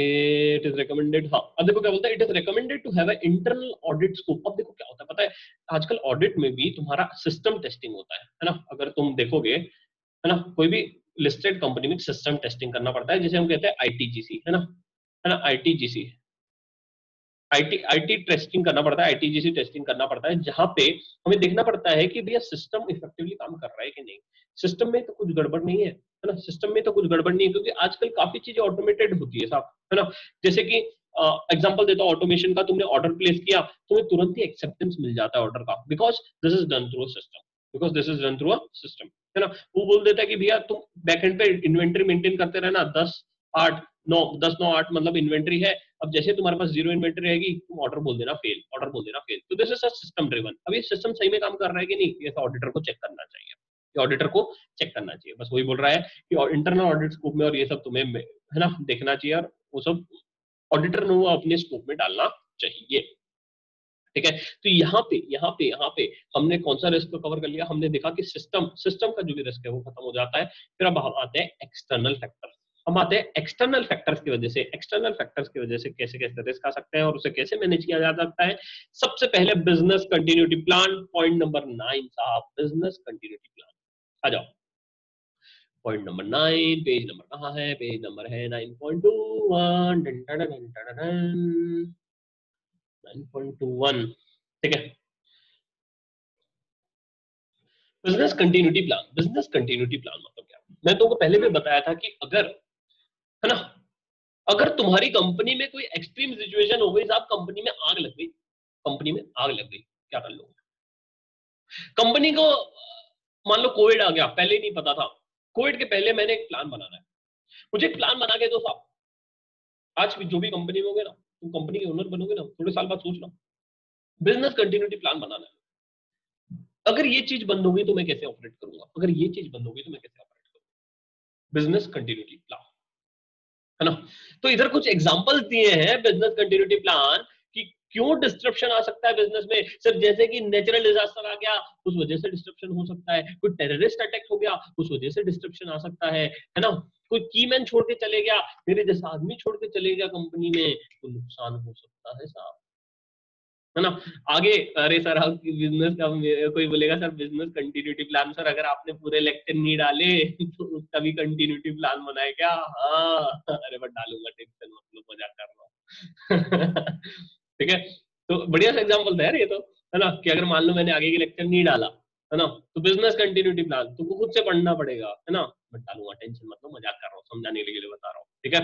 आगे क्या बोलता है, फेलियर ऑफ, है ना, failure of one department function, एक डिपार्टमेंट फंक्शन काम नहीं कर पाया, अच्छे से काम नहीं कर पाया, उस वजह से बिजनेस कंटिन्यूटी प्लान आ सकता है ना, उसके लिए बनाना पड़ सकता है। आगे क्या बोलता है ना, several organisation concentrate on their operational activities, one of the major, है ना, अगर कोई मेजर ऑपरेशन या मेजर हब ने अच्छे से परफॉर्म नहीं कर पाया, तो उस वजह से भी मुझे क्या आ सकता है, कंटिन्यूटी उसमें दिक्कत आ सकती है। आगे क्या बोलता है, कॉमन एग्जांपल्स ऑफ, है ना, crucial disruption in a business processes are, है ना, कि डिस्ट्रप्शन किस वजह से आ सकता है सर, जैसे कि, है ना, जैसे कि raw material in a process is being lost और स्पॉइल्ड, है ना, कि अगर डिस्ट्रप्शन आ सकता है, अगर रॉ मटेरियल का गलत मिसयूज हो गया, ये सब हो गया, उस वजह से डिस्ट्रप्शन आ सकता है ना, कि पेमेंट ऑफ टैक्सेस की वजह से कुछ डिस्ट्रप्शन आ सकता है। आगे क्या बोलता है, contractual financial obligation such as repayment of loan और वेंडर, है ना, तो इन सब चीजों की वजह से मेरी कंपनी में डिस्ट्रप्शन आ सकता है ना, inability for the disbursement of loan, है ना, फॉर एग्जांपल अगर मान लो कि बैंक बैंक के पास पैसा है, बैंक के पास पैसा है, बट बैंक के पास स्टाफ ही नहीं है, बैंक के पास सिस्टम ही नहीं है, बैंक के पास प्रोसेस ही नहीं है, तो लोन डिस्बर्स ही नहीं कर पा रहा है, बिजनेस कंटिन्यूटी प्लान बनाना पड़ेगा साहब उसको, है ना, देखना पड़ेगा कैसे कंटिन्यू करना है आगे। और उसी चीज को ध्यान में रखते हुए, उसी चीज को ध्यान में रखते हुए कि एक्सट्रीम सिचुएशन हुई, एक्सट्रीम सिचुएशन हुई, क्रिटिकल सिचुएशंस हुई, तो हम मैं कैसे काम करूंगा, कितने लेवल पे काम करूंगा, वो मेरे को डिसाइड करता है, वो डिसाइड करता है बिजनेस इंपैक्ट एनालिसिस। देखो क्या बोलता है, this refers to the impact that a business disruption has on all activities in an organization, that is a baseline from which an organization can build its business continuity plan. All the department in the organization are required to what, list all the process including the sub process and grade them based on the priority। Sir तुम एक process को list down करो और उसके basis पे priority लिखो साहब उसके आगे आगे, जैसे कि क्या वो क्रूशियल है, क्या वो इंपॉर्टेंट है, या क्यों रूटीन है ना, और उसके बेसिस पे तुम डिसाइड करोगे कि कौन सी प्रोसेस कैरी आउट करना है, कौन सी प्रोसेस कैरी आउट नहीं करना है, ठीक है, कौन सी प्रोसेस तुम्हें ज्यादा रेवेन्यू देती है, कौन सी प्रोसेस तुम्हें कम रेवेन्यू देती है, ये सब सोचो, बिजनेसमैन के पॉइंट ऑफ व्यू से सोचो, रिस्क मैनेजर के पॉइंट ऑफ व्यू से सोचो साहब, है ना। आगे क्या बोलता है ना, अब जैसे इधर मैंने बोला है कि डिसाइड करो कि कितने लेवल पे तुमको काम करना है, 5% 10% पे तुम्हें काम करना है, नहीं करना है, तो देखो। अब उसके आगे बोलता है कि अगर मुझे बिजनेस इंपैक्ट एनालिसिस बनाना है, बिजनेस इंपैक्ट एनालिसिस बनाना है, तो मुझे कौन कौन सी चीजों का ध्यान में रखना पड़ेगा, जैसे कि तुम्हें डिसाइड करना पड़ेगा कि कितने परसेंटेज पे काम करूं, तुम्हें देखना पड़ेगा कि कितने रिसोर्सेस लगेंगे, तुम्हें देखना पड़ेगा कि कितना टाइम लगेगा, रिकवरी टाइम कितना टाइम उसको लगेगा, इन्वॉल्वमेंट कितना रहेगा। आगे क्या बोलता है, category of impact due to disruption, सब कितना इंपैक्ट होगा, कस्टमर पे कितना इंपैक्ट होगा, रेपुटेशन पे कितना इंपैक्ट होगा, फाइनेंशियल लॉस कितना होगा, ये सब चीजें तुम देखो साहब, है ना। एग्जांपल लेते कोविड का लेके सोचो साहब, कोविड हुआ, मैंने कंपनी को बंद रखा, बट अब मैं सोचता हूँ कि भाई अगर मैंने प्लान बनाया रहता तो कितना परसेंट में चालू रख सकता हूँ, अमेजोन ने डिसाइड किया नॉन फूड बंद रखूंगा, फूड चालू रखूंगा, फूड का कितना परसेंट ऑपरेशन चालू रखूंगा, से फॉर एग्जांपल मैं 20% चालू रखूंगा, है ना। मिनिमम रिसोर्सेज मुझे लगेंगे 50, मुझे, है ना, maximum permissible time to allow the task to be, है ना, task not to be perform, say for example 20 days, है ना। फिर आगे क्या बोलता है, कैटेगरी और इम्पैक्ट है ना सर, मुझे कितना इम्पैक्ट होगा, मुझे इम्पैक्ट होगा से $1 बिलियन का, है ना, $1 बिलियन का लॉस हो जाएगा उस वजह से, अगर मैंने नॉन फूड ऑपरेशन नहीं चलाया तो ये सब ऐसे फैक्टर सोचना पड़ेगा, ऐसे देखोगे तुम, है ना। तो इसमें केस स्टडी दे सकता है, बनाओ भैया तुम बिजनेस, है ना, impact analysis of this company, दे सकता है भाई, अगर पेपर का लेवल टफ करना है ऐसे ही देगा, लगाओ भाई दिमाग, है ना। मैं रहता तो भैया मैं तो ऐसे ही दूंगा एग्जाम में, अगर मेरे को गलती से पेपर सेटर कर दिया ना किसी ने सेट, मजे ले लूंगा भाई पूरे बच्चे लोग के, है ना। फिर क्या बोलता है, मिनिमम टेक्नोलॉजी और, है ना, इंफ्रास्ट्रक्चर, कितना टेक्नोलॉजी लगेगा, कितना इंफ्रास्ट्रक्चर लगेगा, कितने ऑपरेट चीजों को ऑपरेशन रखना है ना, तो उस बेसिस पे ये सब तुम्हें ध्यान में रखना पड़ेगा। अब बेस्ड ऑन दिस तुमने बोल दिया भाई इतना इतना रखना है, ऐसा ऐसा रखना है, ऐसा ऐसा रखना है, बट अब कैसे करोगे इस एक्टिविटीज को, how you are going to perform this activities, how you are going to perform this activities, ये तुम्हें बताएगा क्या, फंक्शनल रिकवरी प्लान, क्या बताएगा, फंक्शनल रिकवरी प्लान, मतलब ही based on BIA how this activities are going to be carried out, and ये कौन बताएगा, फंक्शनल रिकवरी प्लान, इसे हम कहते हैं एफआरपी, ठीक है।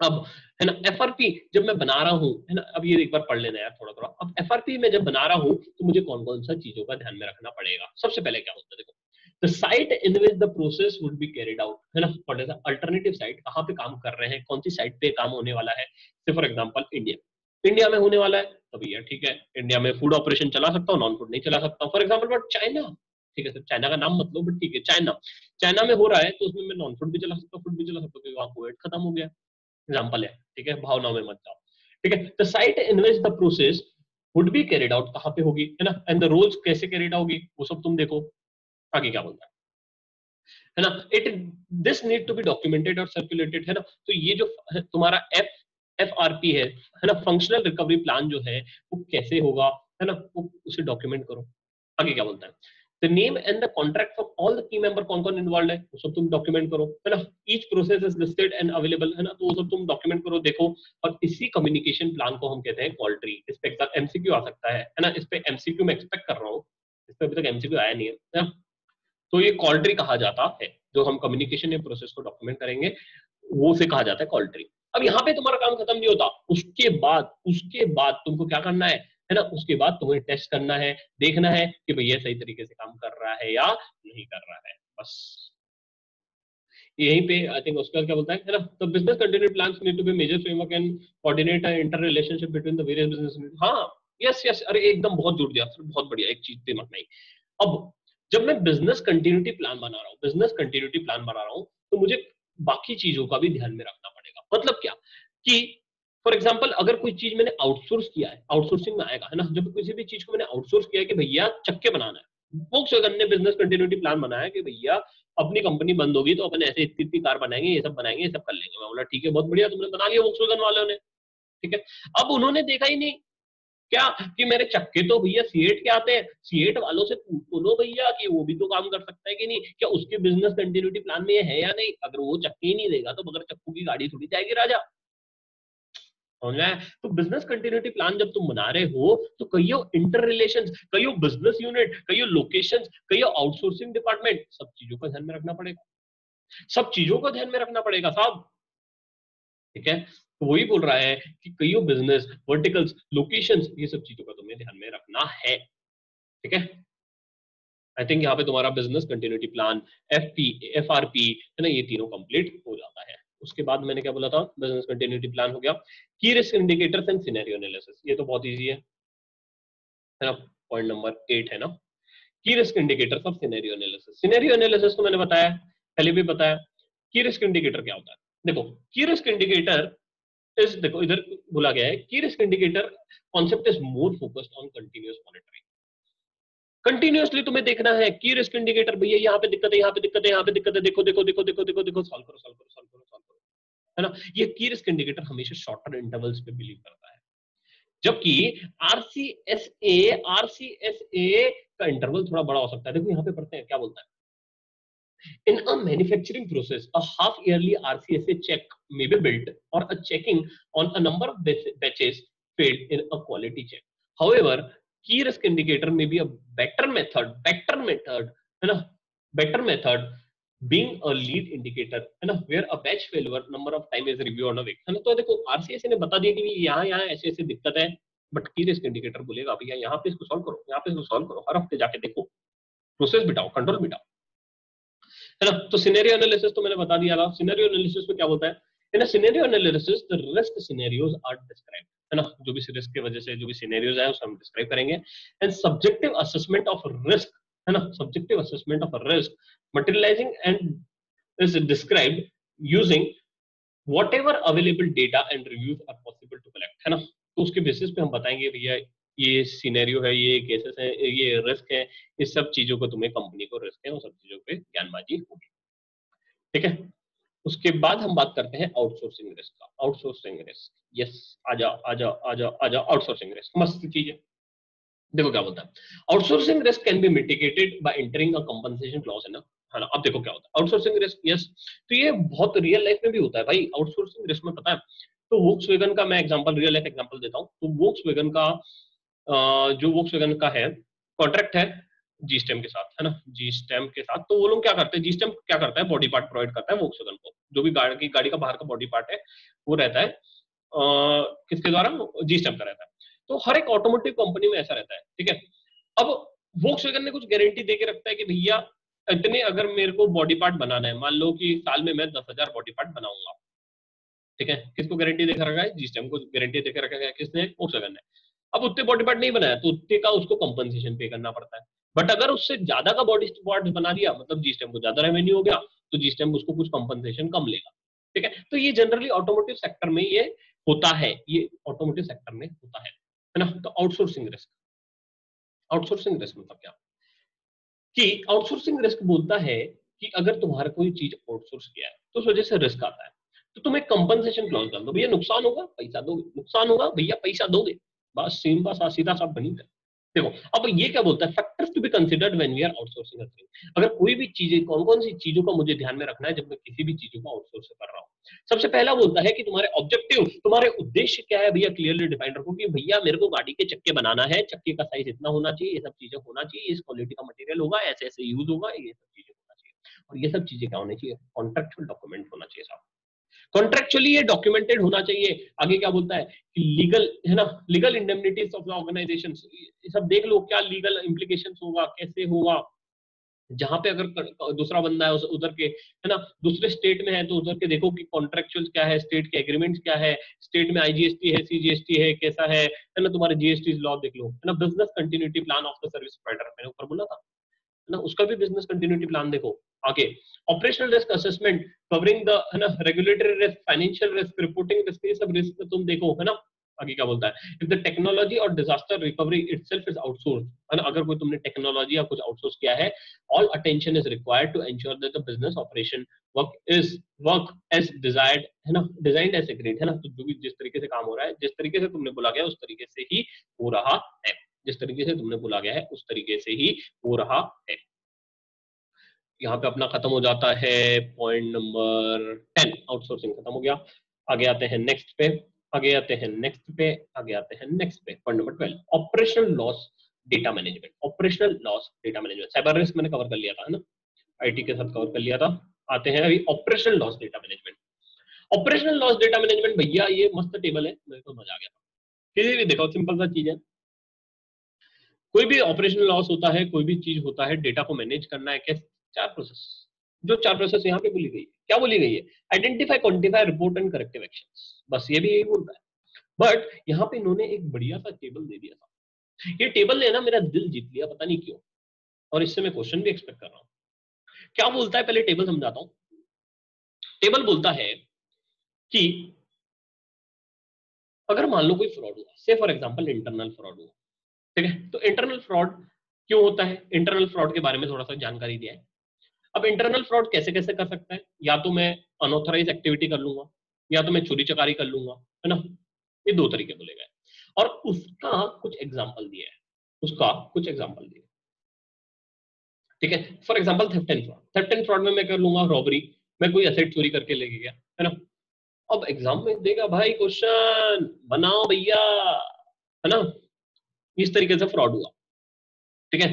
तो डिफाइन, डिफाइन अब इधर कैसे दे सकता है ना, बोलेगा कि prepare a table which shows what, which shows operational loss of a data, है ना, based on a category और based on a 3 levels, है ना, based on the category levels, ऐसा बोल सकता है। तो इसमें तुमको बोलेगा कि following factors to be consider, following risk are to be highlighted. जैसे इंटरनल रिस्क, तो इंटरनल फ्रॉड क्यों हुआ, किस वजह से हुआ, वो बताना पड़ेगा।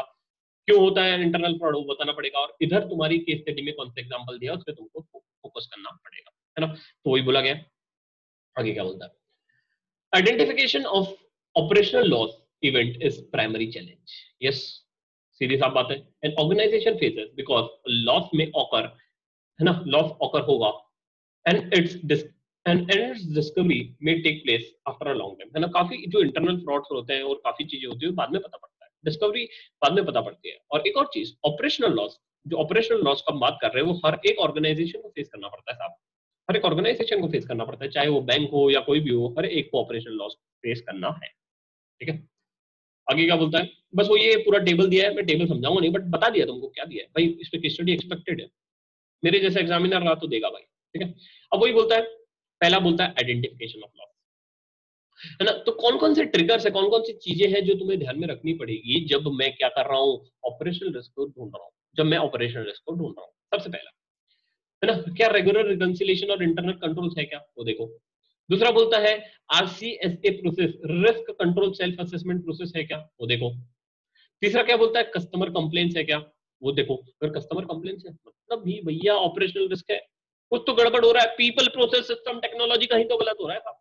ठीक है, आगे क्या बोलता है, वेंडर कंप्लेन है क्या, वो देखो, है ना। तो ये सब तुम्हें देखना पड़ेगा, है ना। ऑडिटर इंस्पेक्शन रेगुलर ऑडिट हो रहा है कि नहीं, कंडक्ट ऑफ मैनेजमेंट ऑडिट हो रहा है नहीं, है ना, इंटरनल एंड स्टेट्यूटरी ऑडिट हो रहा है कि नहीं, उसके बेसिस पे तुम देखो क्या कंपनी में रिस्क है क्या, ऑपरेशनल रिस्क है क्या। ठीक है, आगे क्वांटिफिकेशन। क्वांटिफिकेशन मतलब क्या बोलता है, quantify the loss both financial non financial. तुम्हें लॉस को क्वांटिफाई करना पड़ेगा, बताना पड़ेगा कि भैया इतना लॉस है। ठीक है, इतना लॉस है, क्वांटिफाई करो, फाइनेंशियल और नॉन फाइनेंशियल, है ना। नॉन फाइनेंशियल कैसे, रेपुटेशन लॉस, बट बताओ कितने का रेपुटेशन, इतने का मेरे को लॉस होगा, है ना। आगे क्या बोलता है, बस ये एक बार पढ़ लेना है, समझ में आ जाएगा। तीसरा होता है रिपोर्टिंग।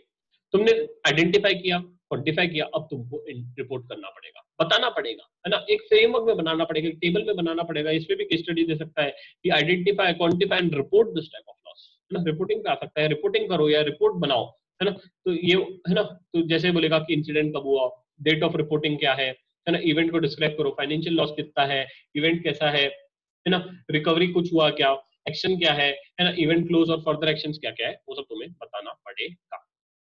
आगे करेक्टिव एक्शंस। अब करेक्टिव एक्शंस मतलब अब गलती हो गया, रिपोर्ट कर दिया, उसको सुधारना भी पड़ेगा यार, अच्छा काम भी करो, रिपोर्ट करो, करेक्टिव एक्शन लो। आगे क्या बोलता है, the most important corrective activity after an event is review in a scenario और अ फर्दर हैपनिंग ऑफ, है ना। तो कि आगे आगे इवेंट ना हो, आप उसके लिए करेक्टिव एक्शंस लेना पड़ेगा। उसके लिए क्या लेना पड़ेगा, करेक्टिव एक्शंस लेना पड़ेगा, है ना।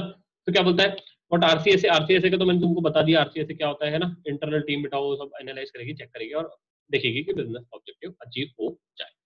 ठीक है, यहाँ पे अपना कौन सा खत्म होता है, यहाँ पे अपना खत्म होता है एक्सटर्नल फैक्टर्स, यहाँ पे अपना खत्म होता है एक्सटर्नल फैक्टर्स, है ना। ये भी हो गया ना, identify, quantify, report, corrective actions. अब अपन आते हैं ऊपर, अब आते हैं किस पे, इनएडिक्वेट और फेल्ड प्रोसेस और पीपल, इनएडिक्वेट और फेल्ड पीपल प्रोसेस। ठीक है, उसके पहले आई थिंक 2 मिनट का ब्रेक ले ले भाई, मेरे को भी ब्रेक चाहिए यार, कंटिन्यू बोल रहा हूँ, गला सूख गया हमारा। ठीक है, 2 मिनट का ब्रेक ले लेते हैं, 2 मिनट में मिलेंगे।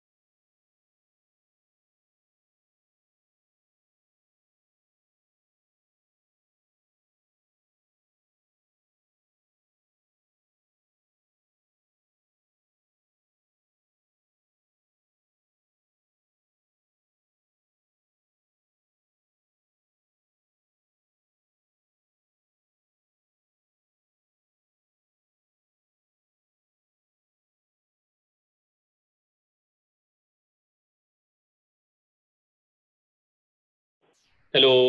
हो, हाँ हाँ हाँ। Hello hello. साउंड रिकॉर्ड हो रहा है अभी? हाँ हो रहा है। सॉरी यार, पहले का पता नहीं यार साउंड रिकॉर्ड हुआ है कि नहीं, तो मैं फिर से बता देता हूँ। है ना, तो ये पीएनबी का स्कैम हमने देखा। पीएनबी में जो स्कैम होता है लेटर ऑफ क्रेडिट, है ना, लेटर ऑफ क्रेडिट में जो हमने देखा कि लेटर ऑफ क्रेडिट उनने सही चेक नहीं किया था, मतलब ही साहब वो ऑपरेशनल रिस्क है। फिर अब बोलता है ऑपरेशनल रिस्क में दो चीजें इन्वॉल्व नहीं है, एक स्ट्रेटेजिक रिस्क और एक है रेपुटेशन रिस्क, है ना, स्ट्रेटेजिक रिस्क और एक रेपुटेशन रिस्क, है ना। तो स्ट्रेटेजिक रिस्क मतलब सर स्ट्रेटेजी तुमने गलत बनाया, ऑपरेशन का पार्ट नहीं। रेपुटेशन रिस्क ऑपरेशन का पार्ट नहीं है, बट जो लीगल रिस्क है, legal risk is a part of operational risk, legal risk is a part of operational risk. ठीक है, आगे बढ़ते हैं। आगे बोलता है in each and every industry with the manufacturing और ट्रेडिंग, हर एक सेक्टर को ये ऑपरेशनल रिस्क फेस होगा, है ना, हर एक सेक्टर को ऑपरेशनल रिस्क फेस होगा। अब ये इधर मैंने कुछ बताया गया है कि risk that are linked to an operational risk. Sir operational risk से कौन कौन सा रिस्क लिंक्ड है वो मुझे बताओ। जैसे कि risk of non compliance of laws and regulation, ये ऑपरेशनल रिस्क की वजह से आएगा। Risk of fraud of loss, ये ऑपरेशनल रिस्क की वजह से आएगा। रिस्क ऑफ फाइनेंशियल लॉस, ये फाइनेंशियल है ना, रिस्क ऑफ फाइनेंशियल लॉस, ये फाइनेंशियल इसकी वजह से आएगा। Risk of incorrect financial reporting, है ना, ये तुम्हारा ऑपरेशनल रिस्क की वजह से आएगा। और रेपुटेशन रिस्क ये तुम्हारा ऑपरेशनल रिस्क की वजह से आएगा। यहाँ पे ये बोला गया है बस। ठीक है, बट रेपुटेशन रिस्क क्यों बोला है पता नहीं, बट ठीक है यार बोला है अभी, है ना, जैसे बोला है ना, reputation risk is also part of area where touch by the operational risk, है ना। बट ये जो है ना, ये बेसिल ने बोला गया है, ये बोला गया है बेसिल 2 के द्वारा, है ना। तो ये थोड़ा मिसमैच हो जाता है जब थोड़ा कॉपी पेस्ट होता है, इधर उधर से डेटा उठा लेते हैं तो गड़बड़ हो जाता है। बस वही किया है और क्या किया, ठीक है। अब why does operational risk originate? Sir operational risk क्यों आएगा, सिंपल सा मुझे बताओ ना सर, ऑपरेशनल रिस्क क्यों आएगा? बिकॉज ऑफ इनएडिक्वेट प्रोडक्ट्स और सर्विसेज सही तरीके से तुमने डिसाइड नहीं किया, because of a policies and procedure सही तरीके से डिसाइड नहीं है, बिकॉज टेक्नोलॉजी इंफ्रास्ट्रक्चर फंक्शनलिटी सही तरीके से डिसाइड नहीं है। कंपनीज चाहती है उन्हें अनलॉफुल गेन हो जाए, कंपनीज चाहती है उन्हें फायदा हो जाए, उस वजह से भी ऑपरेशनल रिस्क आता है। Because of the events like, है ना, unexceptional events like terrorist attack, natural disaster होता है, उस वजह से ऑपरेशनल रिस्क आता है। और आगे बोलता है change in environment of industry sector, है ना, change in environment of industry sector की वजह से भी, जैसे कि, है ना, उस वजह से भी ऑपरेशनल रिस्क आ जाता है। अब आगे क्या बोलता है, ऑपरेशनल रिस्क मैनेजमेंट फ्रेमवर्क के, ऑपरेशनल रिस्क मैनेजमेंट फ्रेमवर्क के 3 फंक्शन है। सबसे पहला पहला फंक्शन बोलता है मिटिगेटिंग पोटेंशियल लॉस, लॉस को कम करो। दूसरा बोलता है identified inherent risk. Sir inherent risk मतलब वही यार, इनहेरेंट रिस्क रहेगा, हिसाब तुम हटा नहीं सकते। एग्जांपल एग्जांपल मैंने पहले लेक्चर में भी दिया था क्या, कि क्लास में मास्टर जी है फिर भी बच्चा चीटिंग करेगा, क्लास में मास्टर जी है फिर भी बच्चा चीटिंग करेगा, इनहेरेंट रिस्क के साथ, है ना, इनहेरेंट रिस्क है। ठीक है, आगे क्या बोलता है, रिव्यूइंग एंड टेस्टिंग द, है ना, efficiency of a controls relating to risk, है ना। तो what are the 3 functions of operational risk management? सबसे पहले ये 3 फंक्शंस है, मिटिगेट करो लॉसेस को, आइडेंटिफाई करो और टेस्ट करो, है ना, कि कंट्रोल्स, है ना, testing and efficiency of control, control सही तरीके से काम कर रहे हैं या देखो काम करना है, किसका काम है, ऑपरेशनल रिस्क मैनेजमेंट का। ठीक है, एमसीक्यू आ सकता है। आगे relevance of operational risk. Sir operational risk, अब देखो थोड़ा ज्ञानबाजी, थोड़ा डराएगा, ऑपरेशनल रिस्क करना काहे जरूरी है, क्यों जरूरी है, अब डराएगा। डराना कैसे, डराते कैसे सर? रेगुलेटरी कंप्लायंस बता दो, स्टेट्यूटरी कंप्लायंस बता दो, कारों का रिपोर्टिंग है, सॉरी कंपनीज एक्ट का रिपोर्टिंग है, ये तुमको, है ना, यहाँ वहां तुमको करना पड़ेगा, सेक्शन 4 में करना, सेक्शन 177 में डालना पड़ेगा तुम्हें, शेड्यूल 4 में डालना पड़ेगा। डरा दिया भाई, अरे नहीं करूंगा मैं ऑपरेशनल रिस्क, देखूंगा लिस्टेड एंटिटी देख रही है ना। जब तक डराया नहीं जाता तब तक लोग काम नहीं करते ना, तब वही है। तो वही बोलता है कंपनीज एक्ट में दिया गया है ना, ऑडिट कमेटी जब भी ऑडिटर, है ना, ऑडिट कमेटी जो भी रिपोर्ट बनाती है ना, रिपोर्ट बनाती है ना, तो उसको देखना पड़ेगा, ऑडिट कमेटी को चेक करना पड़ेगा, रिव्यू करना पड़ेगा रिस्क मैनेजमेंट प्रोसीजर्स क्या है ना। फिर क्या बोलता है शेड्यूल 4 बोलता है, इंस्ट्रक्ट करता है independent director are required to get, है ना, assurance that a system of risk management are robust, है ना, सही है, रिस्क मैनेजमेंट का सिस्टम सही है ना। फिर वो बोलता है ऐसे 3115 का दिया है, क्लॉज 49 का दिया है, ये सब पढ़ लेना यार। ठीक है, फिर इधर कुछ बोला है कि ऑडिटर का कुछ रिस्पॉन्सिबिलिटीज है, ऑडिटर का कुछ जिम्मेदारी है जो उसे देखना पड़ेगा, है ना। तो guidance note on auditor responsibility दिया गया है ना, ये सब गाइडेंस दिया गया है ऑडिटर के रिस्पॉन्सिबिलिटी को जब वो देख रहा है ना। तो एक बार पढ़ लेना यार, एकदम मतलब ज्ञानबाजी है, कुछ है नहीं, एकदम सिंपल सिंपल है ना। क्वेश्चन आएगा तो लिख देना, कॉपी पेस्ट वाला बात है, सिंपल सिंपल है यार। ठीक है, फिर आगे क्या बोलता है, आगे बोलता है कि कई इंडियन कंपनीज अभी सार्बन ऑक्सले एक्ट को कंप्लाई कर रही है ना, तो ग्लोबल रेगुलेटरी रिक्वायरमेंट भी हो जाती है, इस वजह से हमें ऑपरेशनल रिस्क को देखना पड़ेगा, है ना। आगे बोलता है The internal audit process is also establish a direct connection between the risk management and auditing methodology. Yes, risk ज्यादा audit तो हमेशा अपन देखते हैं, है ना, रिस्क कंट्रोल असेसमेंट, है ना, रिस्क बेस्ड ऑडिट भी देखना चाहिए, है ना। तो रिस्क के बेसिस पे मैं ऑडिटर डिसाइड करता है उसका मटेरियलिटी लेवल कितना रिस्क है, रिस्क ज्यादा है ना तो मटेरियलिटी कम रखूंगा, उस बेसिस पे मैं सैंपल लूंगा, उस बेसिस पे जजमेंट बनाऊंगा, वही होता है। And operational risk is forms a part of a की forms a significant part of ERM framework. हाय हाय हाय हाय हाय सर, ईआरएम बोलते हो ना, चैप्टर नंबर 8 की याद आ जाती है, मुझे मजा आ जाता है सर चैप्टर नंबर 8 सुन के, है ना, क्योंकि वो तो बहुत अच्छे से किया अपन ने, है ना। तो ईआरएम जो फ्रेमवर्क बनाते हैं उसके लिए भी मुझे ऑपरेशन रिस्क का ध्यान में है। फिर several organisations to adopt ISO 31000, है ना, तो ये सब बोल रहा है, ये स्टैंडर्ड्स है, ये सब मुझे फॉलो करना पड़ेगा।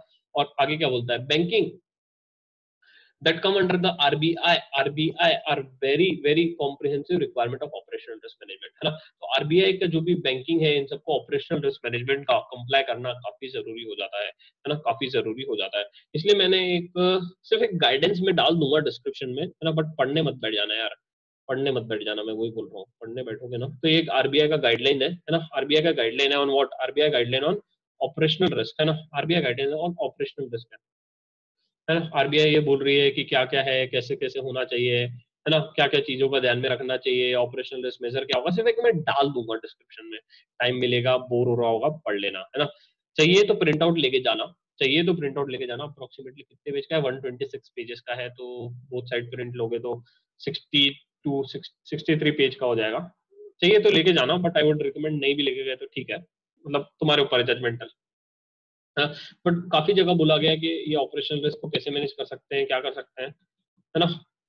तो एक बार बस देख लेना, है ना, इम्प्लीमेंटेशन प्लान, सेल्फ असेसमेंट कैसे करोगे, ऑपरेशनल रिस्क को कैसे करोगे, आरबीआई का गाइडलाइंस जो दिया गया है उसके बारे में बात कर रहा है, ठीक है।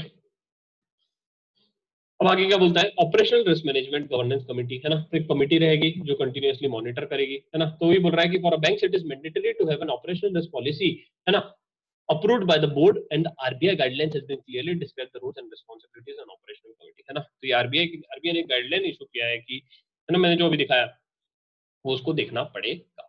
आगे क्या बोलता है, ऑपरेशनल रिस्क मैनेजमेंट पॉलिसीज। अब ये सबसे पहले क्या बोलता है, areas to be covered in operational risk management policy.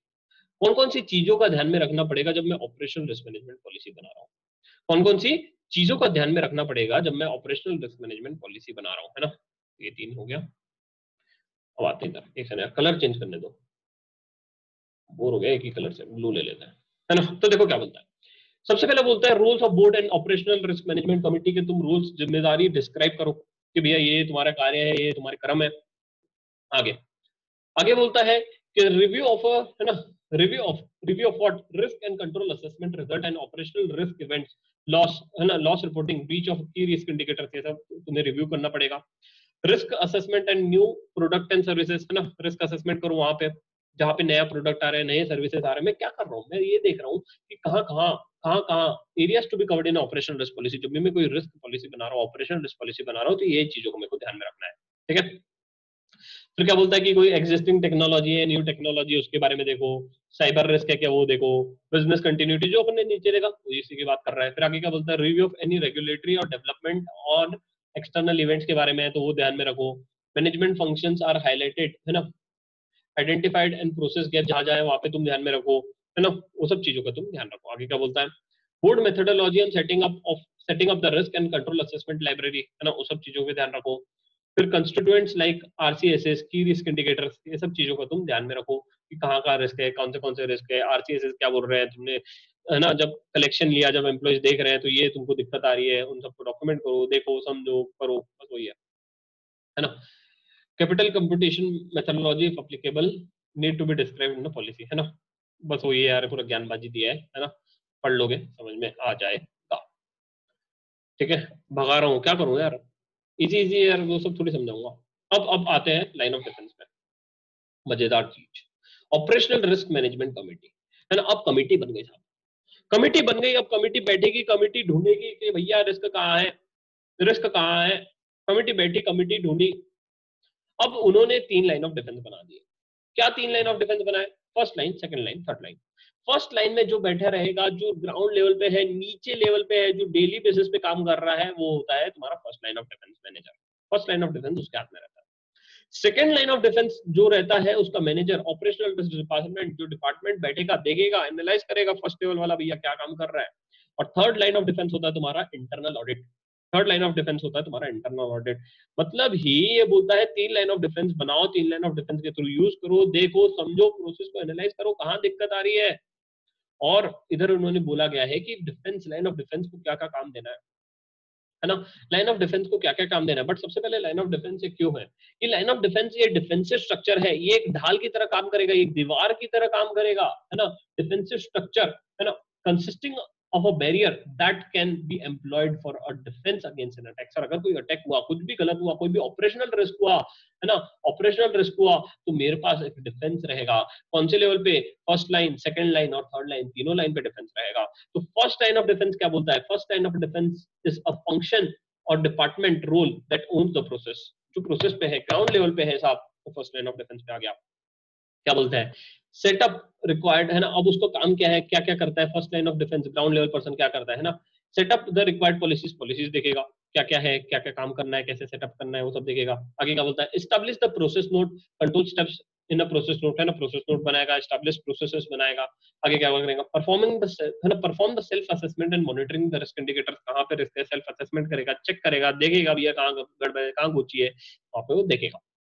Second line of defence कौन है, सेकंड लाइन ऑफ डिफेंस है ऑपरेशनल रिस्क डिपार्टमेंट, है ना। ऑपरेशनल रिस्क डिपार्टमेंट उसके ऊपर वाला, उसका काम क्या है ना, वो क्या करेगा, working with the process owner. सब प्रोसेस ओनर, है ना, जो नीचे है उसके ऊपर बैठे रहेगा वो, तो उसका जो काम है, इसका जो काम है वो चेक करेगा, है ना, इसका जो काम है वो चेक करेगा। आगे क्या बोलता है ना, एडवाइस करेगा, रिकमेंड करेगा, कोई भी मेथोडोलॉजी या चेंजेस करना है तो, है ना। फिर क्या बोलता है, perform the risk assessment and new product services, कोई परफॉर्म करना है रिस्क असेसमेंट, कोई नए प्रोडक्ट या सर्विसेज उसको परफॉर्म करेगा। रिव्यू एंड पब्लिश, है ना, रिव्यू करेगा, पब्लिश करेगा results of RCSA and risk management, है ना। रिस्क असेसमेंट का कोई है तो वो देखेगा, असेस करेगा। आगे क्या बोलता है ना, convince and reporting of OMRC and, है ना, और रिपोर्ट बना के, अब रिपोर्ट बना के किसको देगा भैया, रिस्क कमेटी या बोर्ड को दे जाके देगा। कौन कौन कौन कौन, है ना, सेकंड लाइन वाला, है ना, सेकंड लाइन वाला कौन, ऑपरेशनल रिस्क डिपार्टमेंट वाला, ठीक है। आगे आता है third line of defence, internal audit. Internal auditor का काम क्या भैया, इंटरनल ऑडिटर का काम है कि जहां जहां गड़बड़ है, जहां जहां दिक्कत है, उसे देखे, हाईलाइट करे, पोटेंशियल इश्यूज को देखे, समझे, हाईलाइट करे और उसे सॉल्व करे। देखो क्या बोलता है, highlighting the issues and potential gaps in the process, highlight कर दे। आगे क्या बोलता है, checking on the efficiency of the control, sir control कैसे है, कंट्रोल सही तरीके से काम कर रहे हैं कि नहीं वो देखो। एंड मिटिगेट ऑपरेशनल रिस्क, जहां जहां ऑपरेशनल रिस्क है उसको तुम क्या करो, मिटिगेट करो साहब, उसे क्या क्या करो, उसे मिटिगेट करो, कम करने की कोशिश करो। आगे क्या बोलता है, internal audit has evolved, has evolved into a concept of risk based auditing, है ना। जहां पर रिस्क ज्यादा है वहां पे तुम ध्यान दो, वहां से अच्छे से तुम ऑडिट करवाओ, है ना, वो चीज पे तुम ज्यादा फोकस करो। आगे क्या बोलता है, तो वही बोलता है ना। तो फर्स्ट लाइन ऑफ डिफेंस यहाँ पे है ना, first line of defence, business operational functions ground level पे रहेंगे, है ना, देखेंगे, है ना, आरसीएसए के रिस्क इंडिकेटर क्लॉज डेटा की मदद से वो देखेंगे। फिर वो ऑपरेशनल रिस्क यूनिट को कम्युनिकेट करेंगे, मतलब ये सर ऑपरेशनल रिस्क कमिटी जैसे कि सेकंड लाइन ऑफ डिफेंस को कम्युनिकेट करेंगे, है ना। फिर उसके बाद यहाँ से जो भी इन्फॉर्मेशन जाएगा, ये information third line of defence को जाएगा, इंटरनल ऑडिटर को, इंटरनल ऑडिटर कमिटी कम्युनिकेट करेगा ऑडिट कमिटी को। और जबकि ऑपरेशनल रिस्क मैनेजमेंट कमिटी, है ना, ऑपरेशनल रिस्क मैनेजमेंट कमिटी जो रहेगी वो कम्युनिकेट करेगी किसको, रिस्क मैनेजमेंट कमिटी को। और ये सब जो है सबका बाप ऊपर रहता है बोर्ड, है ना, बोर्ड ऑफ डायरेक्टर सबका बाप एक, है ना, सबका मालिक एक, है ना। तो बोर्ड ऑफ डायरेक्टर सबका मालिक है, उसको कम्युनिकेट करना पड़ेगा लाइन ऑफ डिफेंस। अगला आता है 3.4। 3.4 क्या बोलता है, effective policy framework. Sir effective policy framework मतलब सिंपल सा चीज है, दो पार्ट में बोलता है, एक होता है एंटिटी लेवल पॉलिसी, एक होती है डिपार्टमेंट लेवल पॉलिसी। ये बोलता है कि पॉलिसीज दो प्रकार में बनाओ सर, एक एंटिटी लेवल के लिए, पूरे बिजनेस के लिए, पूरे ऑर्गेनाइजेशन के लिए एक पॉलिसी बनाओ, जहां पे पूरी कंपनी एज अ होल के लिए पॉलिसी बनाओ। और दूसरा बोलता है कि रिस्पेक्टिव डिपार्टमेंट्स के लिए तुम्हें पॉलिसी बनाओ, रिस्पेक्टिव डिपार्टमेंट के लिए एक पॉलिसी, कंपनी के लिए एक पॉलिसी साहेब, बस वही बोलता है। दो पार्ट में बना दिया, उसके लिए पॉलिसी बनाओ। फिर बोलता है प्रोसेस नोट और एसओपी। सर एसओपी तुम इंटरनल ऑडिट देखे होंगे, इंटरनल ऑडिट दोस्तों से सुने होंगे, इंटरनल ऑडिट के बारे में सुना होगा, तो एसओपी रहता है ना, स्टैंडर्ड ऑपरेटिंग प्रोसीजर बनाओ सर, ऐसे ऐसे ऐसे ऐसे चीजें होगी, मतलब ये ऐसे ऐसे ऐसे ऐसे चीजें होगी, मतलब ये सर एक प्रोसेस के थ्रू ही काम होगा, है ना, एक प्रोसेस के थ्रू ही काम होगा। बस वही बोलता है, एक एसओपी बनाओ, एक ग्रेन्युलर लेवल पे बनाओ, ताकि कोई भी पढ़े, कोई भी लेमैन आदमी भी पढ़े, उसको समझ में आ जाए साहब ऐसे ऐसे करना है।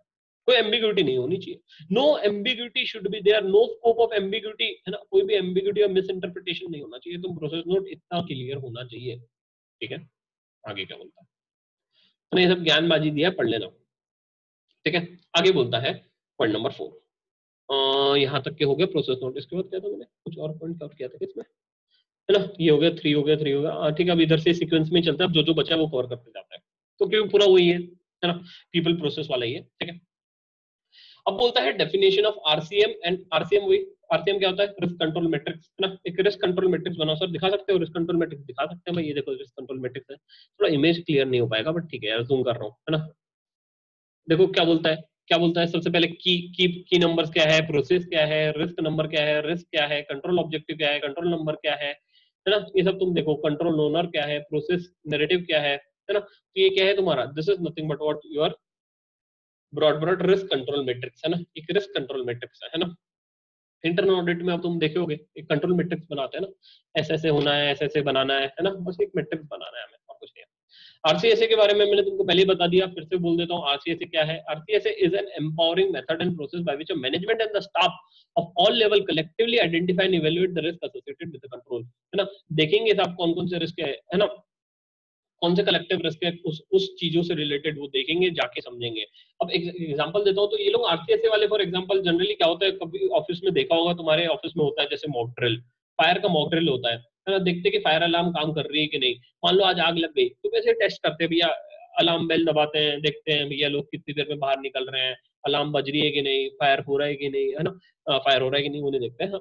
फायर को कैसे रोका जाएगा, लोगों को ट्रेन करते हैं भैया, ऐसे उसको पकड़ना पड़ता है फायर एक्सटिंग्विशर को, है तो मॉक ड्रिल वगैरह कंसिडर करते हैं, फिर देखते हैं कि क्या क्या दिक्कत है ना, वो एक प्रोसेस प्रोसेस बना लेते हैं, ठीक है। आगे क्या बोलता है, इट इज अ क्रूशियल, हाँ अब देखो क्या बोलता है। अब इसके इसके 3 क्रूशियल, है ना, 3 क्रूशियल कॉन्स्टिट्यूएंट्स है। सबसे पहला risk control, risk rating and control owner, 4 बोल दिया बट यहाँ पे 3 बोलता है, पता नहीं क्यों, सॉरी, अच्छा it has these, sorry these sorry 3 पढ़ लिया, माय मिस्टेक, है ना। दिस कॉन्स्टिट्यूएंट्स, है ना, तो इसके कितने कॉन्स्टिट्यूएंट है, रिस्क, रिस्क रेटिंग, कंट्रोल और कंट्रोल ओनर। आगे क्या बोलता है, इनहेरेंट रिस्क। इनहेरेंट रिस्क के बारे में अब तुमको क्या बताना, इनहेरेंट रिस्क मतलब ही, है ना, रिस्क रहेगा ही साहब, है ना। देखो क्या बोलता है, means the risk as as it stands assuming that there is no control to mitigate, है ना, नो कंट्रोल टू मिटिगेट से उसको मिटिगेट नहीं कर सकते। इनहेरेंट रिस्क रहेगा, क्लास में मास्टर जी रहेंगे तो भी लोग चीटिंग करेंगे, इनहेरेंट रिस्क के साथ। आगे क्या बोलता है, अब ये रिस्क का बिजनेस पे 2 इम्पैक्ट होता है, एक तो होगा मेजर इम्पैक्ट, है ना, दूसरा होगा माइनर इम्पैक्ट, है ना। मेजर और माइनर, है ना, देखो वही बोलता है major impact minor impact. Sir major impact for example, example हुआ कि किसी बिजनेस में, मैं एग्जांपल देता हूँ पीएनबी का, है ना, पीएनबी का, तो पीएनबी में सर फ्रॉड हुआ, नीरव मोदी ने कांड किया, मेजर इम्पैक्ट आ गया सर, पीएनबी का बिजनेस डाउन, पीएनबी में कुछ जाता नहीं था, पीएनबी से सब पैसे निकालने लग गए, मेजर इम्पैक्ट।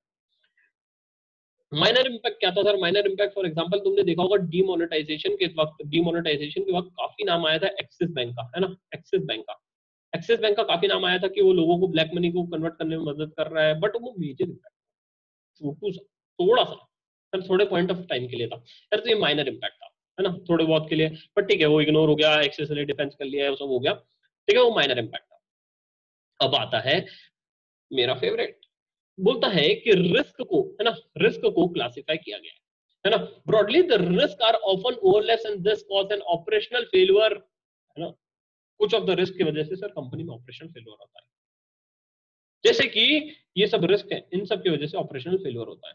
सर इसको हमने चैप्टर नंबर 1 में भी पढ़ा था, 1.20 पे पढ़ा था, हाँ इधर देखो सर कोरिलेशन, जब अब मैं फर्स्ट चैप्टर पढ़ूंगा, और मैंने फर्स्ट चैप्टर के इंडेक्स में भी लिखा था 9.11, और फर्स्ट चैप्टर जब पढ़ूंगा और ये साथ में पढ़ूंगा तब मेरे को रिलेट होगा कि भैया ऐसे ऐसे करना है, ये कब होगा, सेकंड रीडिंग में होगा। इसलिए कम से कम 3 रीडिंग बोल रहा हूँ, minimum 3 reading before going into exam hall, कम से कम 3 बार पढ़ के जाना है। मतलब क्या, एग्जाम के दिन का एक या 2 रीडिंग, ठीक है, और उसके पहले 3 reading with including mock test paper, with including everything, question solve करना ज्यादा जरूरी है। सब्जेक्ट समझ जाओगे, सब्जेक्ट कर लोगे अच्छे से, मेरे लेक्चर सुन लोगे, सब समझ में आ जाएगा, बट क्वेश्चन सॉल्व करना ज्यादा जरूरी है, ठीक है, क्वेश्चन सॉल्व करो, ठीक है। अब लोग बोल रहे हैं सर आप वीडियो डालोगे तभी सॉल्व करोगे, भैया मेरे वीडियो के भरोसे क्वेश्चंस के लिए मत रुको, क्योंकि मेरे पास भी टाइम कंस्ट्रेंट है भाई, मैं हर संडे एक ही वीडियो डाल सकता हूँ, मैं उससे ज्यादा टाइम नहीं निकाल पाता हूँ यार, ठीक है। तो मेरा जून एंड तक लेक्चर खत्म हो जाएंगे पूरे, है ना, जून एंड तक, फिर उसके बाद के कितने संडेज है तुम गिन लो, है ना, उतने तुम्हारे मॉक टेस्ट और ये सब के मैं ट्राई करूंगा कि 100% कवर कर पाऊँ, ट्राई करूंगा 100% कवर कर पाऊँ, बट जितना हो पाएगा उतना करूंगा, है ना, बट इतना तुमको कैपेबल बना दूंगा कि भैया जी रिस्क मैनेजमेंट में तुम 80+ ला सकते हो, अगर थोड़ी सी खुद से मेहनत की है तो, थोड़ी सी खुद से मेहनत की है तो, है ना, मेहनत खुद को भी करना पड़ेगा, सब ऐसा रायता थोड़ी मिलेगा भाई, तब तुमको रायता चाहिए, है ना। कुछ स्टूडेंट तो भैया ऐसे पूछते हैं कि भाई जैसे क्या ही बोलना, ठीक है। खुद को थोड़ा मेहनत करो यार, थोड़ा सा खुद सेल्फ स्टडी भी करना पड़ेगा, ऐसा थोड़ी है मैं तुम्हारे बिहाफ पे पेपर लिखने जाऊंगा, मैं नहीं जा सकता भैया, एक ही बार सीए का एग्जाम दे सकते, दोबारा नहीं हो पाएगा अपने से, ठीक है। तो अब ये क्या बोलता है, रेगुलेटरी रिस्क, है ना, बेस्ड ऑन द रिस्क। सबसे पहला बोलता है रेगुलेटरी रिस्क, ये तो मैंने बता दिया था, फिर से कवर नहीं करूंगा, है ना। देखो रेगुलेटरी रिस्क बता दिया था चैप्टर नंबर 1 में, फाइनेंशियल रिस्क बता दिया था, फाइनेंशियल रिपोर्टिंग रिस्क बता दिया था, लीगल रिस्क बता दिया था, है ना, रेपुटेशन रिस्क बता दिया था। फिर होता है fraud risk. Sir fraud risk मतलब क्या, कि इंटरनल एम्प्लॉइज या एक्सटर्नल पर्सन ने कुछ फ्रॉड कर दिया कंपनी में। फॉर एग्जांपल सिटी बैंक, है ना, सिटी बैंक का एग्जांपल दिया था मैंने। सिटी बैंक में क्या होता पता है, कि इंटरनल एम्प्लॉइज ने जाके बोला था कि कंपनी का ये पॉलिसी है, कंपनी का ये है, कंपनी के ही डॉक्यूमेंट, कंपनी ही ये पॉलिसी स्कीम सेल कर रही है, उसने जाके अपने बिहाफ पे सेल कर दिया और खुद ने अपने बैंक पे पैसा ले लिया, फ्रॉड किया, गलत किया था, फ्रॉड किया, फ्रॉड रिस्क, है ना। आगे बढ़ता है, आगे होता है एक्सटर्नल रिस्क। एक्सटर्नल रिस्क मतलब क्या, एक्सटर्नल रिस्क आर दो स्पेशली, है ना, specially on on which the organisation has no control, तो कंपनी पे कंट्रोल नहीं है। एक्सटर्नल रिस्क है साहब, कोविड-19 का आना एक्सटर्नल रिस्क है, तेरे पास कंट्रोल है नहीं है, बात खत्म, एक्सटर्नल रिस्क, ठीक है, हो गया। आई थिंक यहाँ पे अपना कौन सा है, पॉइंट नंबर 4 खत्म होता है। अब आता है रिस्क ग्रेडिंग, यहाँ पे क्वेश्चन एक्सपेक्टेड है ना, रिस्क ग्रेडिंग और रिस्क रेटिंग, है ना, बट ये हमने किया हुआ है। ये क्या बोलता है, ये वही चीजों पे बात करता है, प्रोबेबिलिटी इनटू कॉन्सिक्वेंस पे बात करता है, किस पे, प्रोबेबिलिटी इनटू कॉन्सिक्वेंस पे बात करता है, ठीक है। है ना, रिस्क को तुम ग्रेड करो, रिस्क को रैंक करो, इसको लेक्चर नंबर 1 में ही बता दिया था, है ना, क्या किस प्रकार से ग्रेड होगा, किस प्रकार से रैंकिंग होगा, ये होगा high impact high probability, low impact low probability, है ना, high impact high probability, low impact low probability, high impact low probability, low impact high probability, इसके बेसिस पे तुम उसको रिस्क को ग्रेड करो, ठीक है। वही बोलता है। अब रिस्क ग्रेडिंग में यहाँ पे एक टेबल दिया, यहाँ पे एक टेबल दिया, यहाँ पे टेबल किस चीज का दिया है साहब, ये टेबल जो है एक एग्जांपल्स दिया गया है, पैरामीटर्स दिया गया है, जो ओईसीडी ने सेटअप किया है या इवैल्यूएट किया है ना, सॉरी ओआरएमसी, है ना, ऑपरेशनल रिस्क मैनेजमेंट कमेटी के द्वारा जो इन्होंने क्या किया है, एक जजमेंट बेसिस पे, ये एग्जांपल है, ये एग्जांपल है, किसी इंडस्ट्री के लिए फिक्स नहीं है, स्टैंडर्ड नहीं है ना, बट ये इन्होंने बताया कि अगर किसी कंपनी को फाइनेंशियल लॉस है तो मैं हाई कब बोलूंगा, लो कब, मीडियम कब बोलूंगा, लो कब बोलूंगा, उन्होंने गाइडलाइन दे दी है ना। और किसने, ऑपरेशनल रिस्क मैनेजमेंट कमेटी ने एक कंपनी का एग्जांपल लेके एक ब्रॉड ओवरव्यू बनाया कि भैया मैं इस केसेस में इसको बांटूंगा, ठीक है। वैसे एग्जाम में की स्टडी आ सकती है, बोल देगा कि कंपनी का फाइनेंशियल रिस्क, है ना, financial loss segregate into the high medium and low part, है ना, ऐसा बोल सकता है, सेग्रीगेट करो, बताओ, उसको बना के दिखाओ, है ना, बोल सकता है। रेगुलेटरी वायलेशन में कब कब बोलूंगा, उसको मेरा सेग्रीगेशन कैसे किया, ये तुम पढ़ लो, है ना, ये तो पढ़ने से क्या होगा, हमको तो पता पड़ेगा भैया ऐसे ऐसे इस लेवल पे मैं सेग्रीगेशन कर सकता हूँ, ऐसे ऐसे ऐसे देखूंगा, ठीक है। अब आते हैं प्रोबेबिलिटी इनटू कॉन्सिक्वेंस, इंपैक्ट और सिवियरिटी इसके बारे में बताया चुका है, फिर से नहीं बताऊंगा। प्रोबेबिलिटी और फ्रीक्वेंसी के बारे में बताया गया, बहुत बताया गया, अभी तक के 6 लेक्चर में यही डिस्कस हुआ है, फिर से डिस्कस नहीं होगा, है ना। यहाँ पे थोड़ा सा फोकस करते हैं, ये बोलता है कि रिस्क बकेटिंग, है ना, रिस्क बकेटिंग, है ना, को हम 4 प्रकार में बांटे गए हैं, जिसमें से ऑफनली मैनेजमेंट जो स्किप करता है वो है हाई इंपैक्ट लो प्रोबेबिलिटी, क्योंकि संभावना होने की कम है और इंपैक्ट ज्यादा होता है और उस पर वो कुछ कर नहीं सकता था, है ना, उस पर वो कुछ कर नहीं सकता, इसलिए उसको वो क्या करता है, स्किप कर देता है। और जनरली फर्स्ट एंड थर्ड क्या है, हाई इंपैक्ट हाई प्रोबेबिलिटी, और दूसरा बोलता है, थर्ड कौन सा है मेरा, low impact high probability get a sufficient attention, ज्यादा अटेंशन हमेशा मिलता है मैनेजमेंट के द्वारा, ज्यादा अटेंशन मिलता है मैनेजमेंट के द्वारा, ठीक है। अब रेसिडुअल रिस्क एंड, है ना, एंड रैंकिंग, है ना, residual risk and ranking, sorry rating and grading, है ना, रेसिडुअल रिस्क मतलब जो भी रिस्क बच गया, जो भी रिस्क तुम्हारा कंट्रोल लगाने के बाद बच गया, उसे हम कहते हैं रेसिडुअल रिस्क, यस। अब उसी को है ना, उसी को हम इधर क्या बोलता है कि अगर तुम्हारा कंट्रोल इफेक्टिव रहा, कंट्रोल स्ट्रांग रहा तो रेसिडुअल रिस्क भी कम बचेगा, बट अगर कंट्रोल तुमने लगाया ही नहीं तो रेसिडुअल रिस्क सेम रहेगा मतलब क्या था, रेसिडुअल रिस्क कम ही नहीं होगा, रेसिडुअल रिस्क कम नहीं होगा अगर तुमने कंट्रोल लगाया ही नहीं, कंट्रोल कम है ना, तो जितना रिस्क था ना पूरा तुम्हारा रिस्क बच जाएगा, है ना, उतना ही तुम्हारा रिस्क बच जाएगा, बस वही बोलना चाह रहा है, ठीक है। इजी है, एकदम इजी है, पढ़ लेना।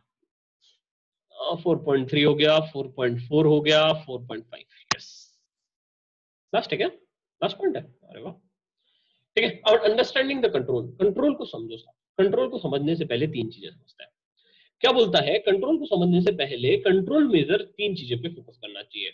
सबसे पहला ऑब्जेक्टिव ऑफ प्रोसेस, प्रोसेस को क्या चाहिए, ऑब्जेक्टिव क्या है, कंपनी का गोल क्या है, उस पे ध्यान। इनहेरेंट रिस्क कितना है, इनहेरेंट रिस्क कितना है, और तीसरा क्या बोलता है, impact if the inherent risk materializes. Sir अगर इनहेरेंट रिस्क हो गया, अगर इनहेरेंट रिस्क हो गया तो मेरे को कितना का लॉस होगा, कितने का लॉस होगा। सर इनहेरेंट रिस्क है कि परफ्यूम की फैक्ट्री में आग लगेगी, लगने की चांसेस ज्यादा है। इनहेरेंट रिस्क कम नहीं कर सकता, परफ्यूम को मैं कैसे इन्फ्लेमेबल से बचा सकूं, वो तो इन्फ्लेमेबल है ही यार, इनहेरेंट है। अगर आग लग गई तो क्या होगा, वो दो सोचो, सोचो। वही बोलता है कंट्रोल मेजर को 3 चीजों पे सोचना चाहिए, और वही बोलता है कंट्रोल के बारे में समझो। Controls are the activities that are intended to prevent the inherent risk from materializing into a real failure of a process or transaction।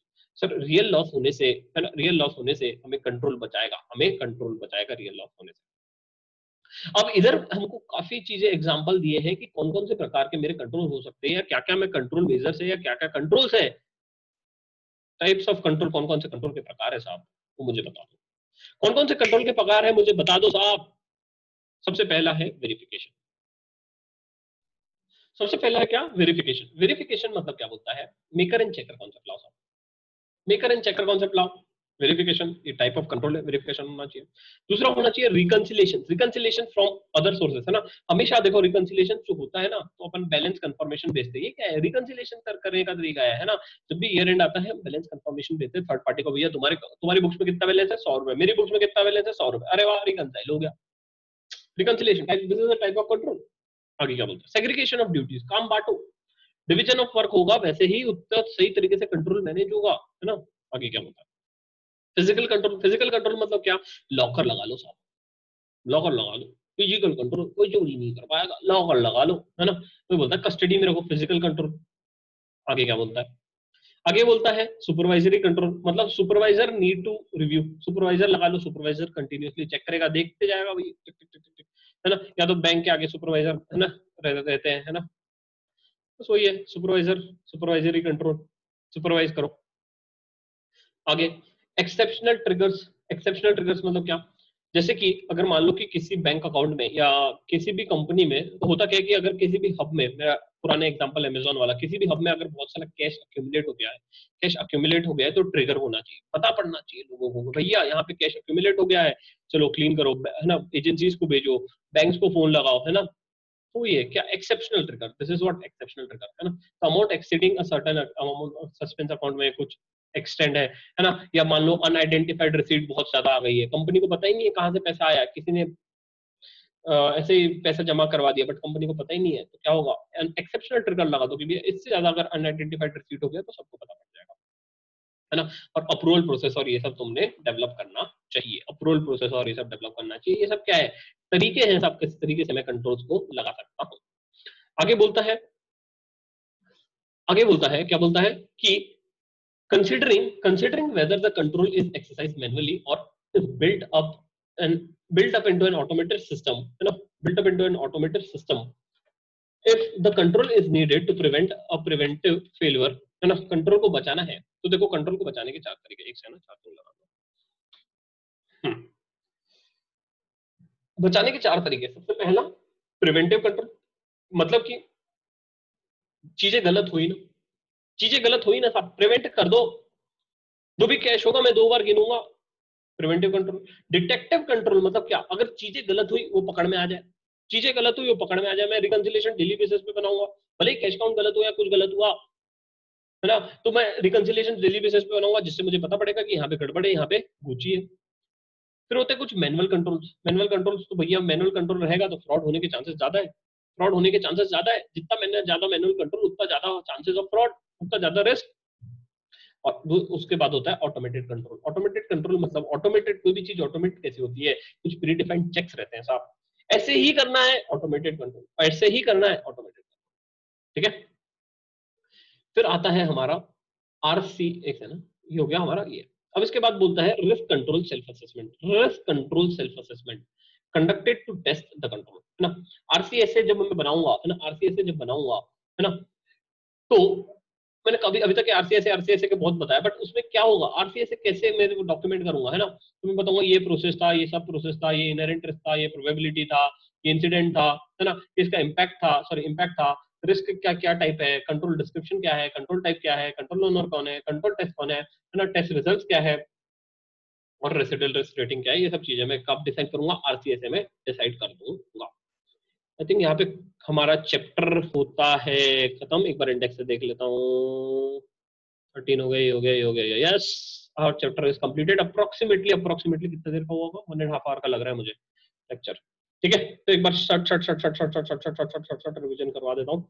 तो सबसे पहले ऑपरेशनल रिस्क। ऑपरेशनल रिस्क मतलब मैंने पहले ही बोला कि ऑपरेशनल रिस्क राइज होगा पीपल प्रोसेस सिस्टम की वजह से, है ना, ऑपरेशंस में दिक्कत, ऑपरेशनल रिस्क में दिक्कत। फिर हमने बोला कि ऑपरेशनल रिस्क में हम बात करेंगे लीगल रिस्क का, कि किसके द्वारा बोला गया, बेसिल के द्वारा, बट यहाँ पे हम स्ट्रेटेजिक और रेपुटेशन रिस्क का बात नहीं करेंगे।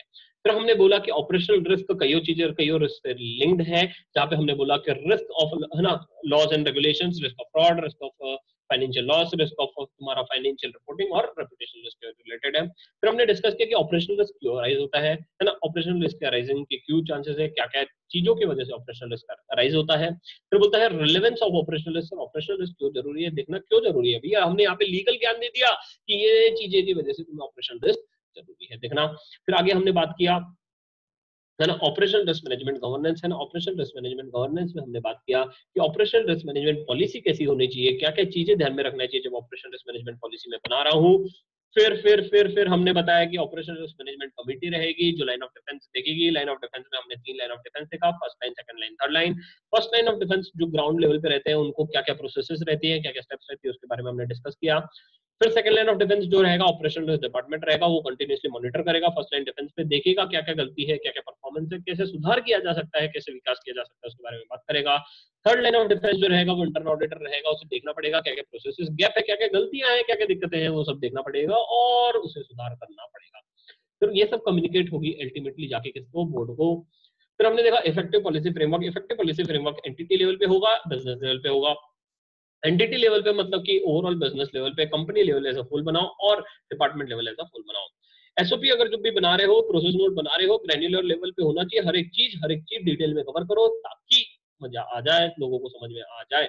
आगे क्या होता है, risk identification and risk type, RCM and RCSA के बारे में हमने देखा, है ना। आरसीएम जो होता है हमारा रिस्क कंट्रोल मैट्रिक्स, और आरसीएसएम जो होता है ये क्या बोलता है, ये बोलता है कि हर एक मैनेजमेंट एंड स्टाफ कलेक्टिवली जाके आइडेंटिफाई करे, असेस करे, इवेल्युएट करे और जो भी रिस्क है एसोसिएट कंट्रोल्स उससे जाके देखे और समझे। आगे बोलता है, हमने देखा इनहेरेंट रिस्क के बारे में। इनहेरेंट रिस्क क्योंकि हमने देखा कि मेजर इंपैक्ट, माइनर इंपैक्ट, दो प्रकार के इंपैक्ट हो सकते हैं। फिर हमने देखा कई टाइप ऑफ रिस्क। सबसे पहला देखा रेगुलेटरी रिस्क, रेगुलेशंस और वे सब की वजह से। फाइनेंशियल रिपोर्टिंग मतलब क्या, फाइनेंशियल लॉसेस आ रहे हैं इस वजह से, है ना, possible financial losses of organisation. Financial reporting risk मतलब, है ना, ये हमने फाइनेंशियल रिपोर्टिंग रिस्क देखा। फिर देखा लीगल रिस्क, रेपुटेशन रिस्क, है ना, रेपुटेशन में देखा फ्रॉड रिस्क मतलब किसी ने फ्रॉड कर दिया है, इंटरनल एक्सटर्नल हो सकता है। और एक्सटर्नल रिस्क मतलब ऐसे जो ऑर्गेनाइजेशन के आउटसाइड कंट्रोल है उसे कहा जाता है एक्सटर्नल रिस्क। फिर हमने देखा रिस्क ग्रेडिंग, जिसपे काफी क्वेश्चन आ चुके हैं, इंपॉर्टेंट है। इसके नीचे हमने एक टेबल देखा जहाँ पे एक एग्जांपल बेस पे उन्होंने एक टेबल बनाया था, जहाँ पे उन्होंने बोला कि, है ना, पैरामीटर क्या है, हाई, लो, मीडियम में किस तरीके से और कब कब उसे क्लासिफाई करूंगा, हाई, मीडियम और लो में। फिर हमने देखा सबसे इंपॉर्टेंट चीज जो हम चैप्टर नंबर 1 से रोते रोते आ रहे हैं, जैसे इम्पैक्ट और सिवियरिटी और प्रोबेबिलिटी और फ्रीक्वेंसी के बारे में बात किया, जहां पे मैनेजमेंट जनरली स्किप कर देता है हाई इम्पैक्ट, लो प्रोबेबिलिटी। और हमने 4 प्रकार के इधर देखा, क्या देखा कि बकेटिंग ऑफ रिस्क 4 प्रकार से हो सकती है। हाउएवर बकेटिंग ऑफ रिस्क, इधर मैंने एक चीज बताना भूल गया, bucketing of risk based on the medium probability and medium impact पे भी किया जा सकता है। बट हमने जनरली बकेटिंग की देखा है high impact high probability, high impact लो probability, high impact high probability, low impact लो प्रोबेबिलिटी पे। फिर हमने देखा कि रिस्क रेटिंग, है ना, रेसिडुअल रिस्क क्या होता है। रेसिडुअल रिस्क मतलब कि जो भी रिस्क तुम्हारा बच गया है उसे हम कहते हैं रेसिडुअल रिस्क, और उसका रैंकिंग और उसका ग्रेडिंग हमने देखा। अगर मेरा कंट्रोल, है ना, कंट्रोल इफेक्टिव मोर है, कंट्रोल सही है, तो रेसिडुअल रिस्क तुम्हारा कम होगा।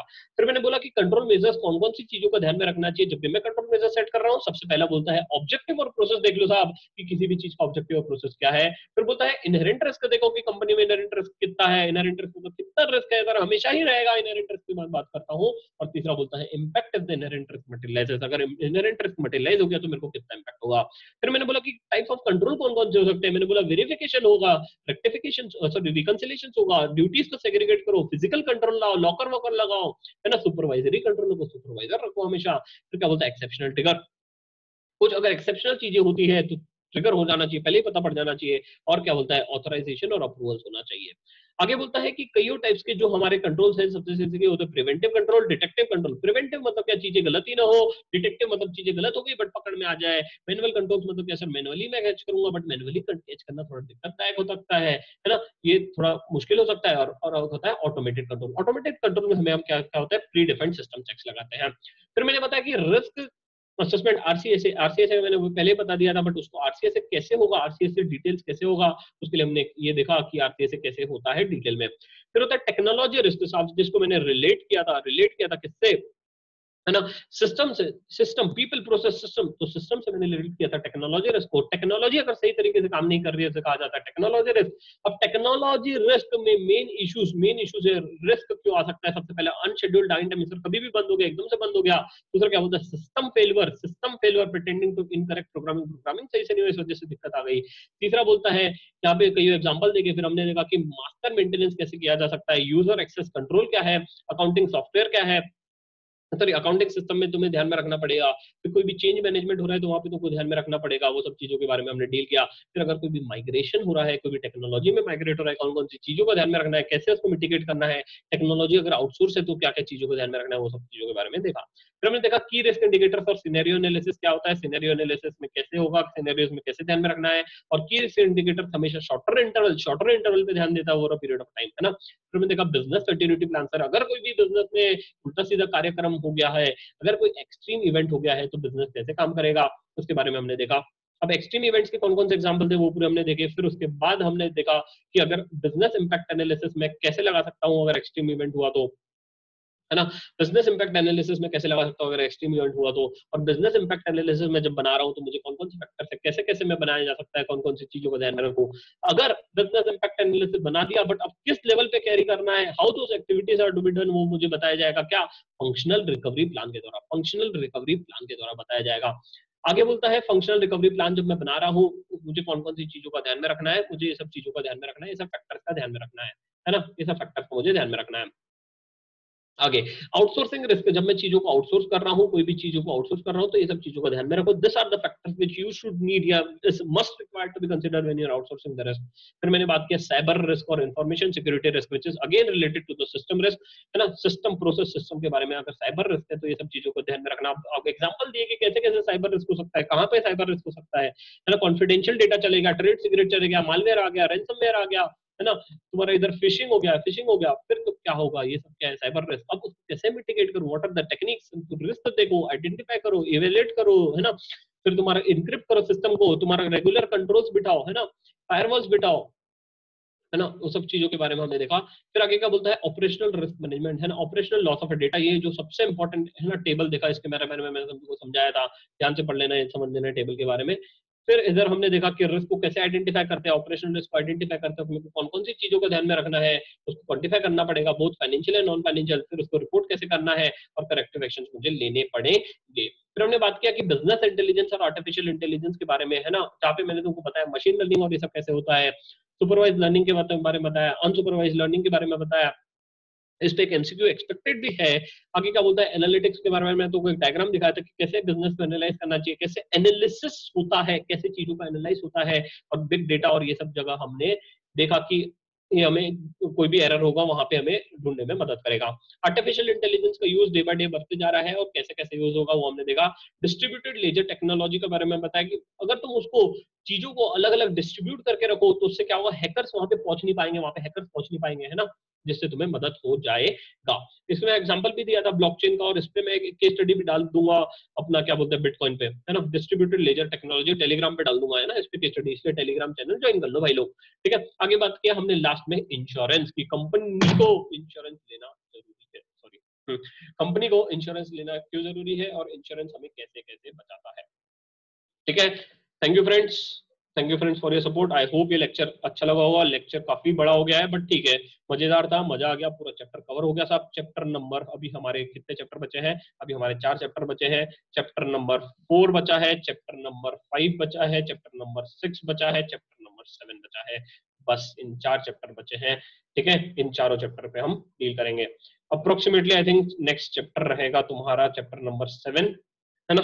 नेक्स्ट चैप्टर, बट अश्योर नहीं कर सकता, बट ठीक है, मैं सोच रहा हूँ 7 पे बना दूं, फिर 3 चैप्टर बचेंगे। तो जून एंड तक हमारे पूरे लेक्चर्स खत्म हो जाएंगे, फिर उसके बाद मॉक टेस्ट पेपर और ये सब हम डिस्कस करेंगे।